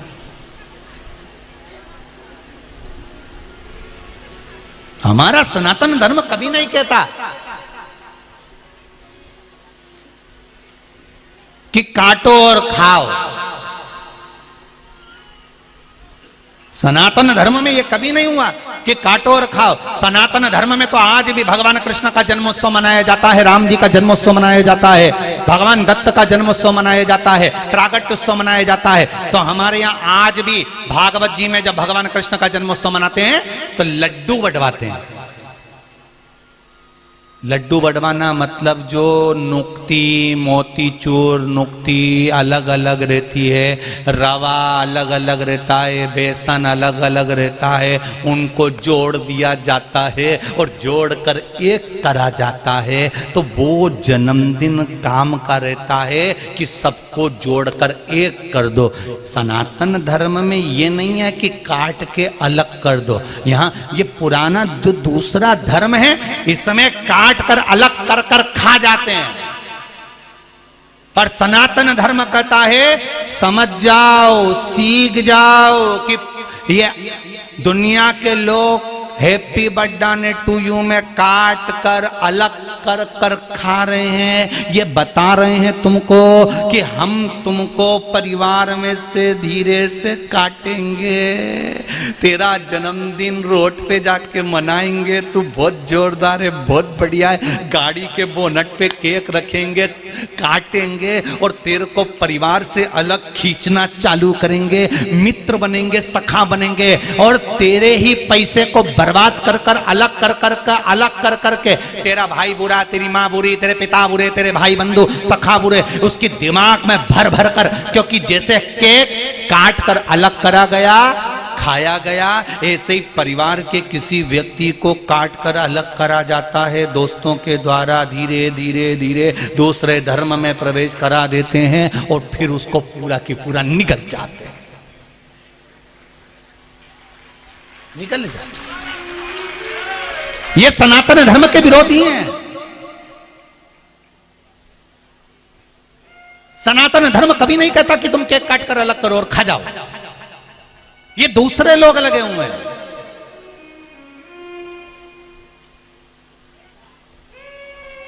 आज छत्तीसगढ़ में सबसे ज्यादा धर्म परावर्तन का जो कार्य चल रहा है वो छत्तीसगढ़ में चल रहा है। सबसे ज्यादा धर्म परिवर्तन अगर चल रहा है तो छत्तीसगढ़ में चल रहा है। ये भी ऐसे ही करते हैं, धीरे धीरे आपको हम अच्छी नौकरी देंगे, हम अच्छी सर्विस देंगे, हम अच्छी औषधि देंगे, हमारे हॉस्पिटल आओ, हमारी सर्विस में आओ, हमारी नौकरी में आओ, धीरे धीरे काट कर ले गए, हैप्पी बर्थडे टू यू काटा, खिलाया गया और वो काट के अलग ले जाते हैं और पूरा की पूरा निकल जाते हैं। और तुम समझ नहीं पाते कि मेरे दोस्त कितने अच्छे, अलग से रात्रि को 12 बजे केक लेके आए मेरे लिए और मेरे को उठा के घर में से लेके गए, गाड़ी में बिठा के लेके गए और रोड पे जाके केक काटा। अब सोचो ये लावारिस था क्या कि इसके घर में इसके माँ बाप नहीं थे?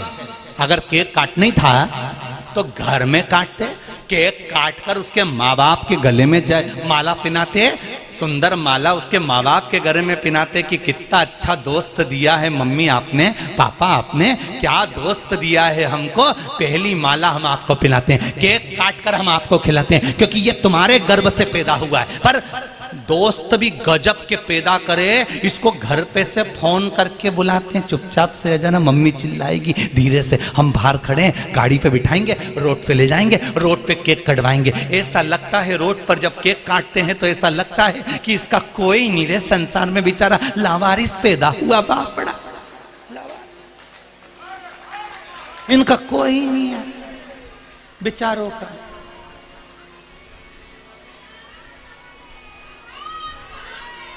पूरा परिवार छोड़कर अकेले ले जाकर केक कटवा रहे हैं, पूरा परिवार छोड़कर उसको अपनी ओर खींच रहे हैं और परिवार में उसका मुख मोड़वा दिया, तेरी बहन अच्छी नहीं, तेरा भाई अच्छा नहीं, पापा तेरे बारे में नहीं सोचते, मम्मी तेरे बारे में नहीं सोचती, उसकी दिमाग में बुद्धि में भरना चालू कर दिया और धीरे धीरे धीरे धीरे उसको सनातन धर्म से हटाकर दूसरे धर्म में ले गए। तू हमारी ओर आ, हमारे साथ चल, हमारी ओर चल, चल हम तुझे बताएंगे ऐसा होता है वैसा होता है, और जोड़ दिया। मेरा निवेदन है रे, झूठी गुलाब जामुन मत खाओ, घर की सूखी रोटी खा लोगे तो भी चैन की नींद सोगे, और वो गुलाब जामुन खा गए तो एक दिन भ्रष्टा में पड़े रहोगे।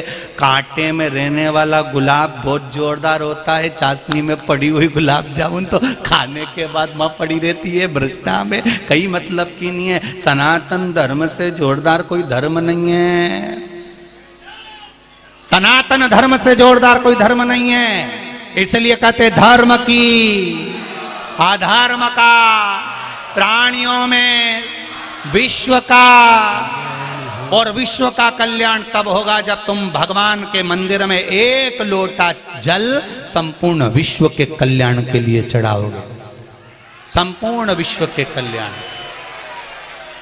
मुझे प्रसन्नता होती है बेरसिया के, मध्य प्रदेश के बेरसिया के शिशु विद्या मंदिर में पार्थिव शिवलिंग का निर्माण हुआ पूरे टीचरों ने और पूरे स्टूडेंटों ने पार्थिव शिवलिंग का निर्माण कर कर पूजन करी। मैं पूरे विद्यालय को धन्यवाद देता हूं, पूरे विद्यालय को धन्यवाद देता हूं, जिस विद्यालय में भगवान शंकर के शिवलिंग का निर्माण कराकर पूजन कराई गई।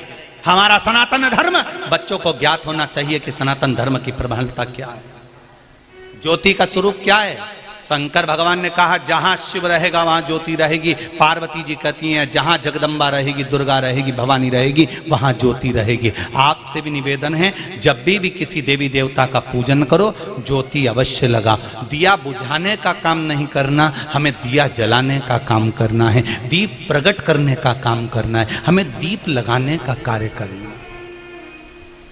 फिर निवेदन करूंगा, ज्यादा कर्जा हो गया, व्यापार नहीं चल रहा, 3 जगह पर दिया लगाना प्रारंभ कर दो। पहला बेलपत्री के वृक्ष के नीचे, दूसरा पीपल के वृक्ष के नीचे और तीसरा आंवले के वृक्ष के नीचे। कहां कहां लगाना है? पहला बेलपत्री के वृक्ष के नीचे, दूसरा पीपल के वृक्ष के नीचे और तीसरा आंवले के वृक्ष के नीचे।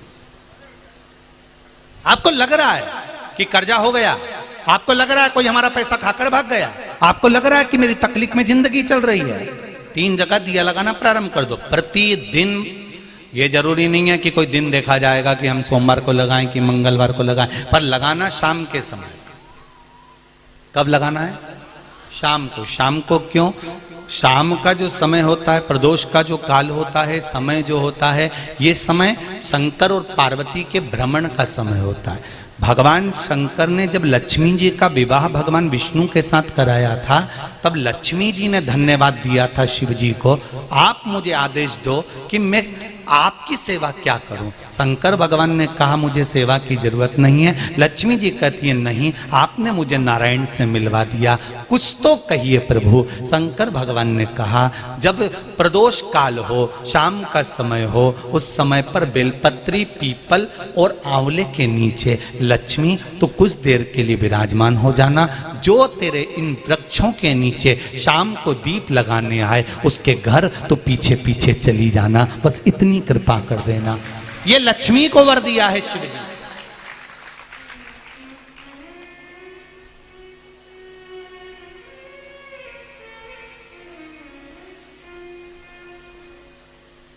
हम इन 3 वृक्ष के सामने जब दीप लगाते हैं, दीप प्रकट करते हैं, उसका प्रकाश हमारे घर में जरूर होता है,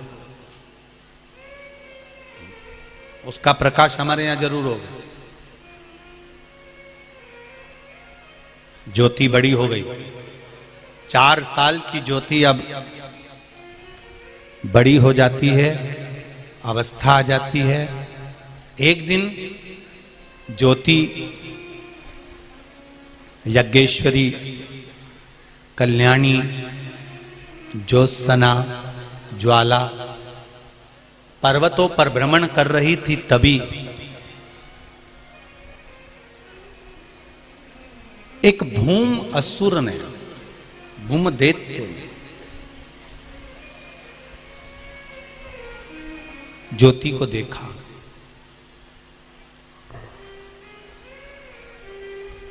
और ज्योति को देखकर वो उसकी ओर आसक्त हुआ। एक बात और कहें आपको, कभी मौका मिले तो आपकी जिंदगी में आपको अगर अच्छा लगे तो आप जीवन में उतार सकते हो। जहां जिस मंदिर में, चाहे भगवान शंकर का मंदिर हो, राम का मंदिर हो, दत्त का मंदिर हो, देवी का मंदिर हो, जिस मंदिर में अखंड ज्योत जलती हो, जिस मंदिर में कोई ज्योत अखंड जल रही हो और आपको दर्शन के लिए गए हो और आपको सूचना मिले कि यहाँ अखंड ज्योत लगी हुई है, बन सके तो प्रयास करना थोड़ा सा घी, तेल, जो भी बन सके उस ज्योत में या तो डालना या उनको देकर आना कि ये हमारी तरफ से ज्योत में बढ़ा देना, उस ज्योत में बढ़ा देना। भारत के कई मंदिर ऐसे हैं जहां पर अखंड ज्योतें जलती हैं। मेरे ख्याल से छत्तीसगढ़ में भी बहुत मंदिर हैं ऐसे जहाँ पर अखंड ज्योत, चाहे शिव मंदिर हो, देवी मंदिर हो, राम मंदिर हो, दत्त मंदिर हो, कृष्ण मंदिर हो, हनुमान मंदिर हो, ऐसे कई मंदिर, राजस्थान में भी कई मंदिर है, गुजरात में भी कई मंदिर हैं जहाँ ज्योतें जलती रहती है, हिमाचल के कई मंदिर हैं, यहाँ तक बद्रीनारायण जी के मंदिर में अखंड ज्योत का वर्णन है। जहां अखंड ज्योत प्रकट होती है, जहां अखंड ज्योत, चाहे माता का मंदिर हो, शिव मंदिर हो, देवी का मंदिर, वहां प्रयास करो कि जब दर्शन करने जाओ, जब अपने मन में आ जाए कि यहाँ अखंड ज्योत जलती है, हम हमारे घर में अखंड ज्योत नहीं जला सकते, हमारे यहाँ अखंड ज्योत नहीं जल पाती, तो प्रयास करो कि थोड़ा सा घी तेल अगर बन सके या कोई धन थोड़ा सा संपदा जो भी बन सके कि हमारी तरफ से 1 महीना 15 दिन 20 दिन 25 दिन कुछ नहीं तो आधा घंटा हमारी तरफ से ये थोड़ा सा घी है, थोड़ा सा तेल है, आप ज्योत में डाल देना, ये ज्योत जल जाए। क्यों? क्योंकि ये ज्योत, जब जैसे आपको कहा कि पीपल के वृक्ष के नीचे, बेलपत्री के वृक्ष के नीचे, आंवले के वृक्ष के नीचे हम दिया लगाते हैं तो उसका प्रकाश हमारे घर में रहता है। हम जिस जगह पर अखंड ज्योत जलती है वहां थोड़ा सा भी समर्पण करते हैं तो उस अखंड ज्योत की अखंडता का फल हमारी 71 पीढ़ी को प्राप्त हो जाता है और हमारी पीढ़ी तर जाती है। उस अखंड ज्योत का फल हमको मिले।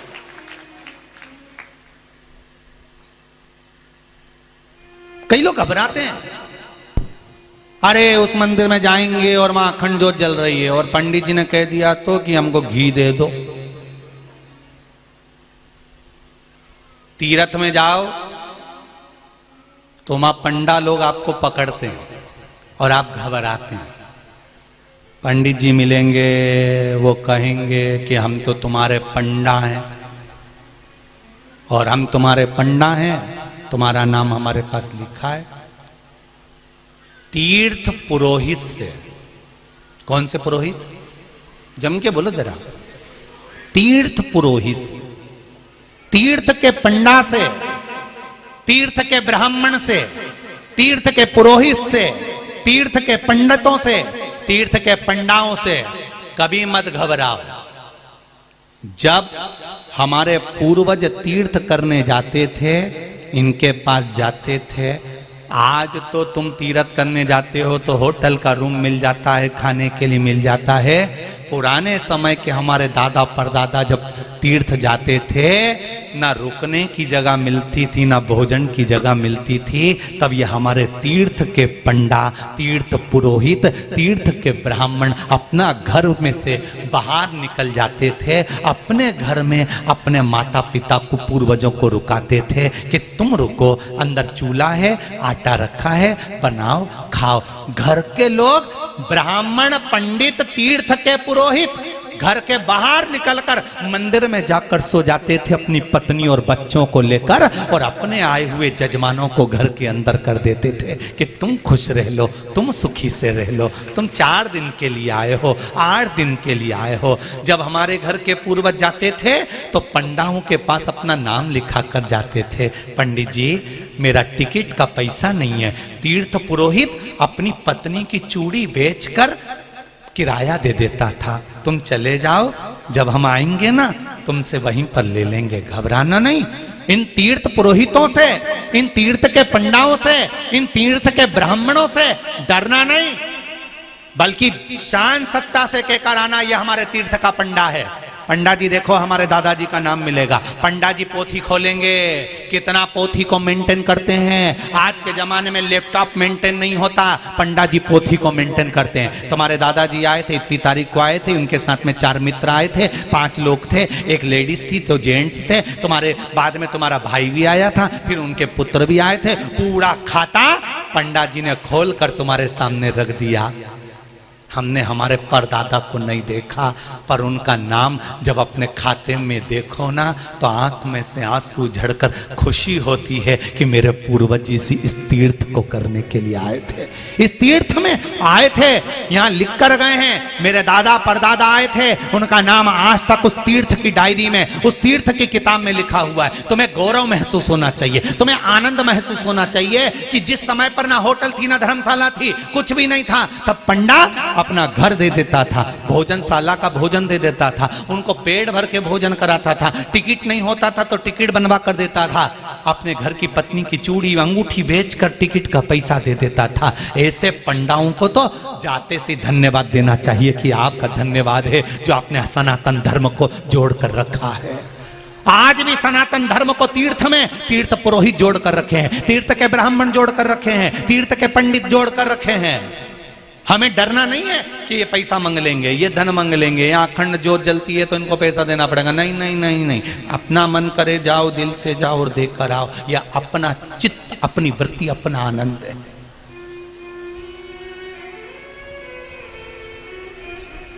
हुंड ने देखा, भूम ने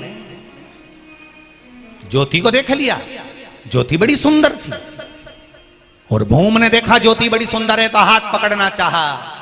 जैसे ही हाथ पकड़ना चाहा, पकड़ते से ही उस भूम का हाथ जल गया, भूम का हाथ जल गया। शिव महापुराण की कथा कहती है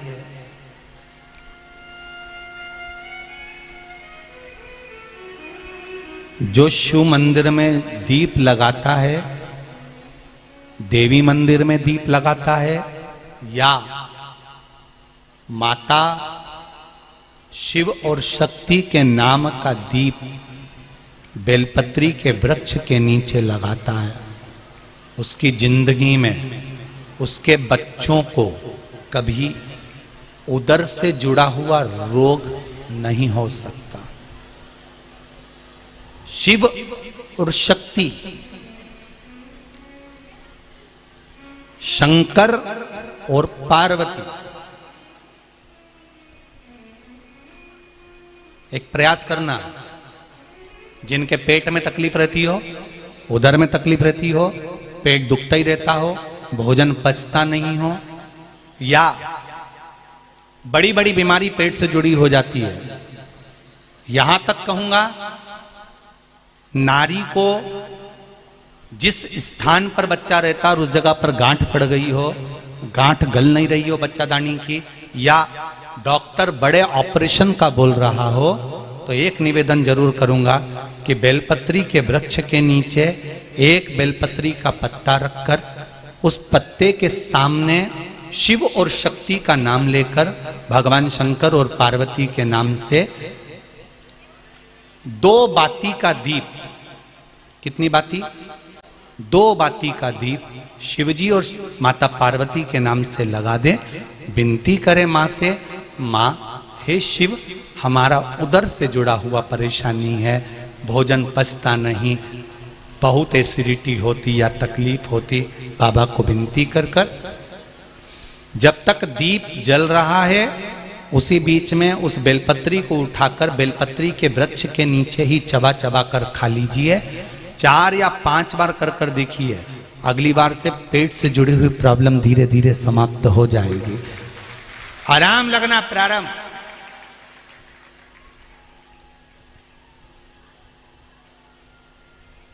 शिव का स्मरण करना, शंकर की भक्ति। तेरी कृपा बिना न हिले एक भी अणु, लेते हैं श्वास तेरी कृपा से तनो तनो। शंकर और पार्वती अलग नहीं है। जो शिव का भजन करते हैं, अगर वो सोचे हम पार्वती का भजन नहीं करते, हमें पार्वती से मतलब नहीं, हमें देवी जी से मतलब नहीं, तो भी शंकर नहीं मिल सकते। जो पार्वती का भजन करते हैं, देवी का भजन करते हैं, वो कहते हैं हमें शंकर से मतलब नहीं, तो भी पार्वती नहीं मिल सकती, मांबे नहीं मिल सकती। जो राम का भजन करते हैं और कहते हैं हम शंकर का भजन नहीं कर सकते, हमें शिव से मतलब नहीं, तो राम नहीं मिल सकता। कृष्ण का भजन करते हैं, हमें शंकर से मतलब नहीं, तो कृष्ण नहीं मिल सकता। मेरे भगवान की कथा कहती है 33 कोटि देवी देवता भी जिसका भजन करते हैं वो देव अधिदेव महादेव है, वो साधारण नहीं। अकाल मृत्यु वो मरे जो काम करे, चंडाल का काल उसका क्या बिगाड़े, जो भक्त हो महाकाल का। जो शंकर की आराधना करता है उसका बाल बांका नहीं हो सकता। पार्वती जी ने शिव जी से कहा, भोलेनाथ हमारी पुत्री ज्योति पर ये दैत्यों की दृष्टि पड़ रही है, क्या करा जाए?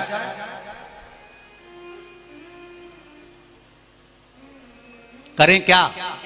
शंकर भगवान ने कहा बेटी का विवाह कर दो। बेटी का विवाह कभी आपने सोचा है? आपके घर में जो ज्योति लगाते हो, अखंड ज्योति लगाते हो, तुम्हारे घर में जो दीप लगाते हो, उस ज्योति का भी कभी विवाह हुआ है? उस ज्योति का कभी विवाह हुआ है? पर शिव महापुराण की कथा कहती है नातस्य के साथ में ज्योति का विवाह किया गया। किसके साथ में हुआ है? नातस्य के साथ।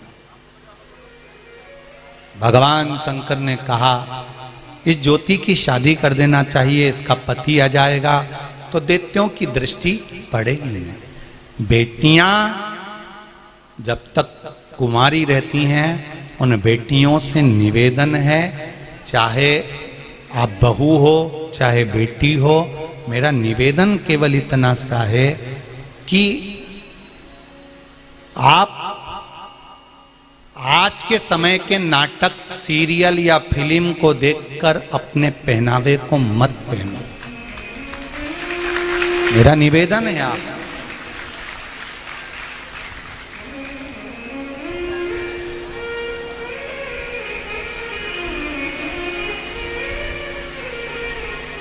मेरा एक करबद्ध निवेदन रहा है, इन नाटकों को देखकर, सीरियल को देखकर, फिल्म को देखकर, जिन फिल्म में बेटियों को छोटे से छोटे वस्त्र पहनाए जाते हैं, मेरा निवेदन है इनके वस्त्रों को देखकर बेटियों को अपने वस्त्र छोटे नहीं करवाना। उन बेटियों को वस्त्र छोटे नहीं। थोड़ा इन कलाकारों को, इन फिल्म बनाने वालों को, थोड़ा नाटक बनाने वालों को सबक देना चालू कर दो। वैसे तो तुम सबक अच्छा दे रहे हो। नाटक देखने की जगह तुम दोपहर में 1 बजे से 4 बजे तक आस्था चैनल देखते हो तो अच्छे अच्छे सीरियल हिले पड़े हैं।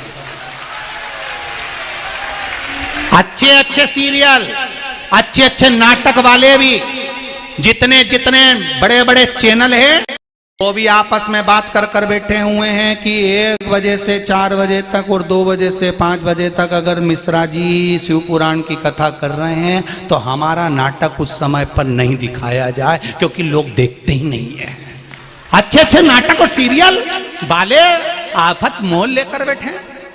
वैसे तो तुमने अच्छी सबक दी है जीजियों, और सबसे ज्यादा मैं धन्यवाद दूंगा मेरी बेटियों को और मेरे बेटों को, जो नव युवक बेटे बेटियां भले जीन्स और टी शर्ट पहन रहे हैं, एक से बढ़कर एक कॉलेज और स्कूल में पढ़ रहे हैं, ऐसे बेटे और बेटियों को और नव युवक मेरी बहुओं को मैं धन्यवाद दूंगा।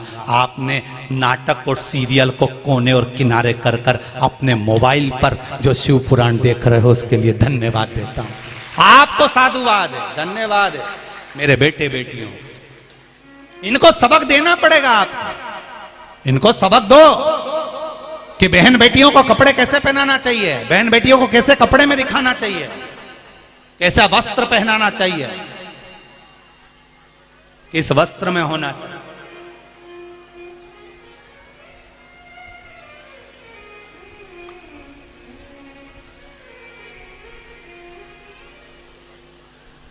इधर चोट लग जाती है ना तो डॉक्टर उस पर पट्टी बांध देता। पट्टी इसलिए बांधता है क्योंकि मक्खी नहीं भिनके।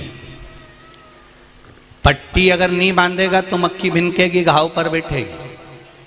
हमारे भी शास्त्र कहते हैं पट्टी बांध के रखो, ये मक्खियां नहीं भिनकेंगी। तन पर कपड़ा ढका होगा तो ये मक्खियों की हिम्मत नहीं कि भिनक जाए, इसलिए पूरे तन पर पट्टी को बांध कर रखिए तो मक्खी भिनक नहीं सकती, ये निश्चित है। घाव पे बैठने का मौका ही मत दो, और फिर भी अगर पट्टी बंदी और उसके बाद अगर मक्खी भिनकती दिख जाए तो खूब लड़ी मर्दानी तू तो फिर नहीं छोड़ना। जब पट्टी पर अगर मक्खी दिख जाए, पट्टी बंदी होने के बाद भी अगर मक्खी भिनकती दिख जाए तो व्यासपीठ से सीधी सीधी छूट है, खूब लड़ी मर्दानी झांसी वाली। फिर नहीं छोड़ना तुमको, फिर नहीं छोड़ना। अब हमें लोगों से नहीं कहना कि सरकार हमें बचाएगी, ने प्रशासन हमें बचाएगी, ने ये बचाएंगे। काय को बचाएगी? प्रशासन की जवाबदारी है कि तुम्हारे को बचाना। तुम में वो बल होना चाहिए, तुम में वो दम होना चाहिए कि किसी की दृष्टि तुम पे पड़ तो जाए। शंकर जी के मंदिर जा रहे हो, पूजन करने जा रहे हो, और तुम्हारे पास आकर कोई निंदा कर दे, बुराई कर दे, अपशब्द कह दे, तो मैं छोट मुंह पर जवाब देकर आना। तेरे से कुछ लिया, थारे काका जी का कुछ लिया, हमारा जल हमारा लोटा हम चढ़ाए, हमारी मर्जी। तू मत टोकना, आज के बाद समझ लेना, वरना यहां के रुपट्टे को कमर पर कभी भी ला सकती हूं। बोल कर चलना, सुनना नहीं है। शिव की आराधना करना है। ज्योति भूम नाम का दैत्य सामने आ गया। पार्वती जी को लगा मेरी बेटी पर ये आक्रमण करेगा। पार्वती जी देखती रही और ज्योति का जैसे ही हाथ भूम नाम के दैत्य ने पकड़ा, पकड़ते से ही ज्योति को क्रोध आ गया। जो ज्योति 4 वर्ष की थी वो 14 वर्ष की हुई। 14 वर्ष की अवस्था में जब सुंदरता आई और भूम ने जैसे ही ज्योति को पकड़ना चाहा, ज्योति ने ये नहीं कहा कि शंकर जी बचाएंगे कि पार्वती जी बचाएगी। ज्योति ने अपना विकराल रूप लिया और ज्योति ज्वाला देवी बन गई, और ज्वाला बनकर उसने तुरंत उस भूम का संहार कर दिया। एक क्षण की देरी नहीं करी, एक क्षण की देरी नहीं करी उस ज्योति ने, एक क्षण की।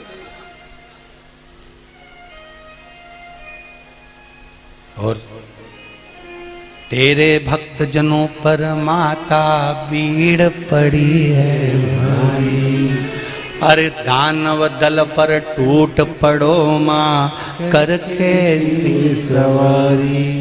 सो बलशाली आती है आपको? आती है? जरा बोलना जरा। सो सिंगो से तू बलशाली अष्ट भुजाओं वाली। अरे तुम तो चुप हो जाओ, हे भेरुआ तुम चुप रहो, इनको गाना। सो सिंगो से तू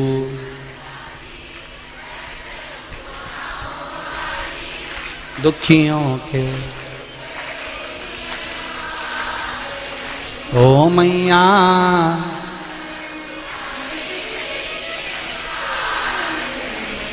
अम्बे जय दुर्गे तेरे ही, ओ मैया हम सब उतारे। बहुत बहुत आनंद, बाबा की कृपा। भाव ज्योति ने भूम को भस्म कर दिया। पार्वती जी ने शिव जी के कहने थे नतस्य के साथ में ज्योति का विवाह कर दिया। समय आया, एक बेटे ने जन्म लिया ज्योति के, जिसका नाम सत्यवीर हुआ।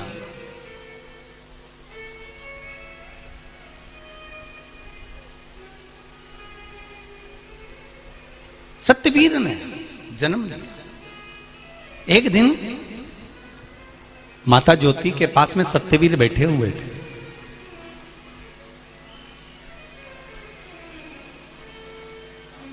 माता ज्योति के पास में सत्यवीर बैठे हैं। ध्यान देना है। दीपावली पर लक्ष्मी जी के सामने आप में से कितने लोग हैं जो बहुत सारे दिए थाली में लगाते हैं फिर बाद में बाहर रखने जाते हैं? लगाते हो ना सब लोग। वो दिया जिसमें घी भरा है, जिसमें तेल भरा है, वो दिया खाली रहता है क्या? उस दिए में धान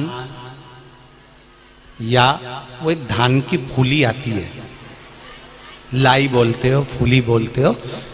दीपावली के दीप में, अखंड ज्योत में या दिए के अंदर हमारे यहाँ पर वो फूली, अरे बोलो तो डालते कि नहीं डालते? डालते हैं ना। तो तो कभी आपने पूछा अपनी सासू जी से कि ये बाकी के समय पर हम जब जोत लगाते हैं, बाकी के समय पर हम पूजन करते हैं तो फूली नहीं डालते, बाकी के समय पर हम दिया लगाते हैं तो उस समय पर ये फूली नहीं डालते, पर लक्ष्मी जी की पूजन करते हैं, दीपावली का पूजन करते हैं, दीप पूजन करते हैं, दिवाली का समय होता है तो ये फूली, ये लाई क्यों डाली जाती है? कभी आपने पूछा? किस लिए डाली जाती है? चलो जाने दो, कथा कल में लेंगे, ठीक है।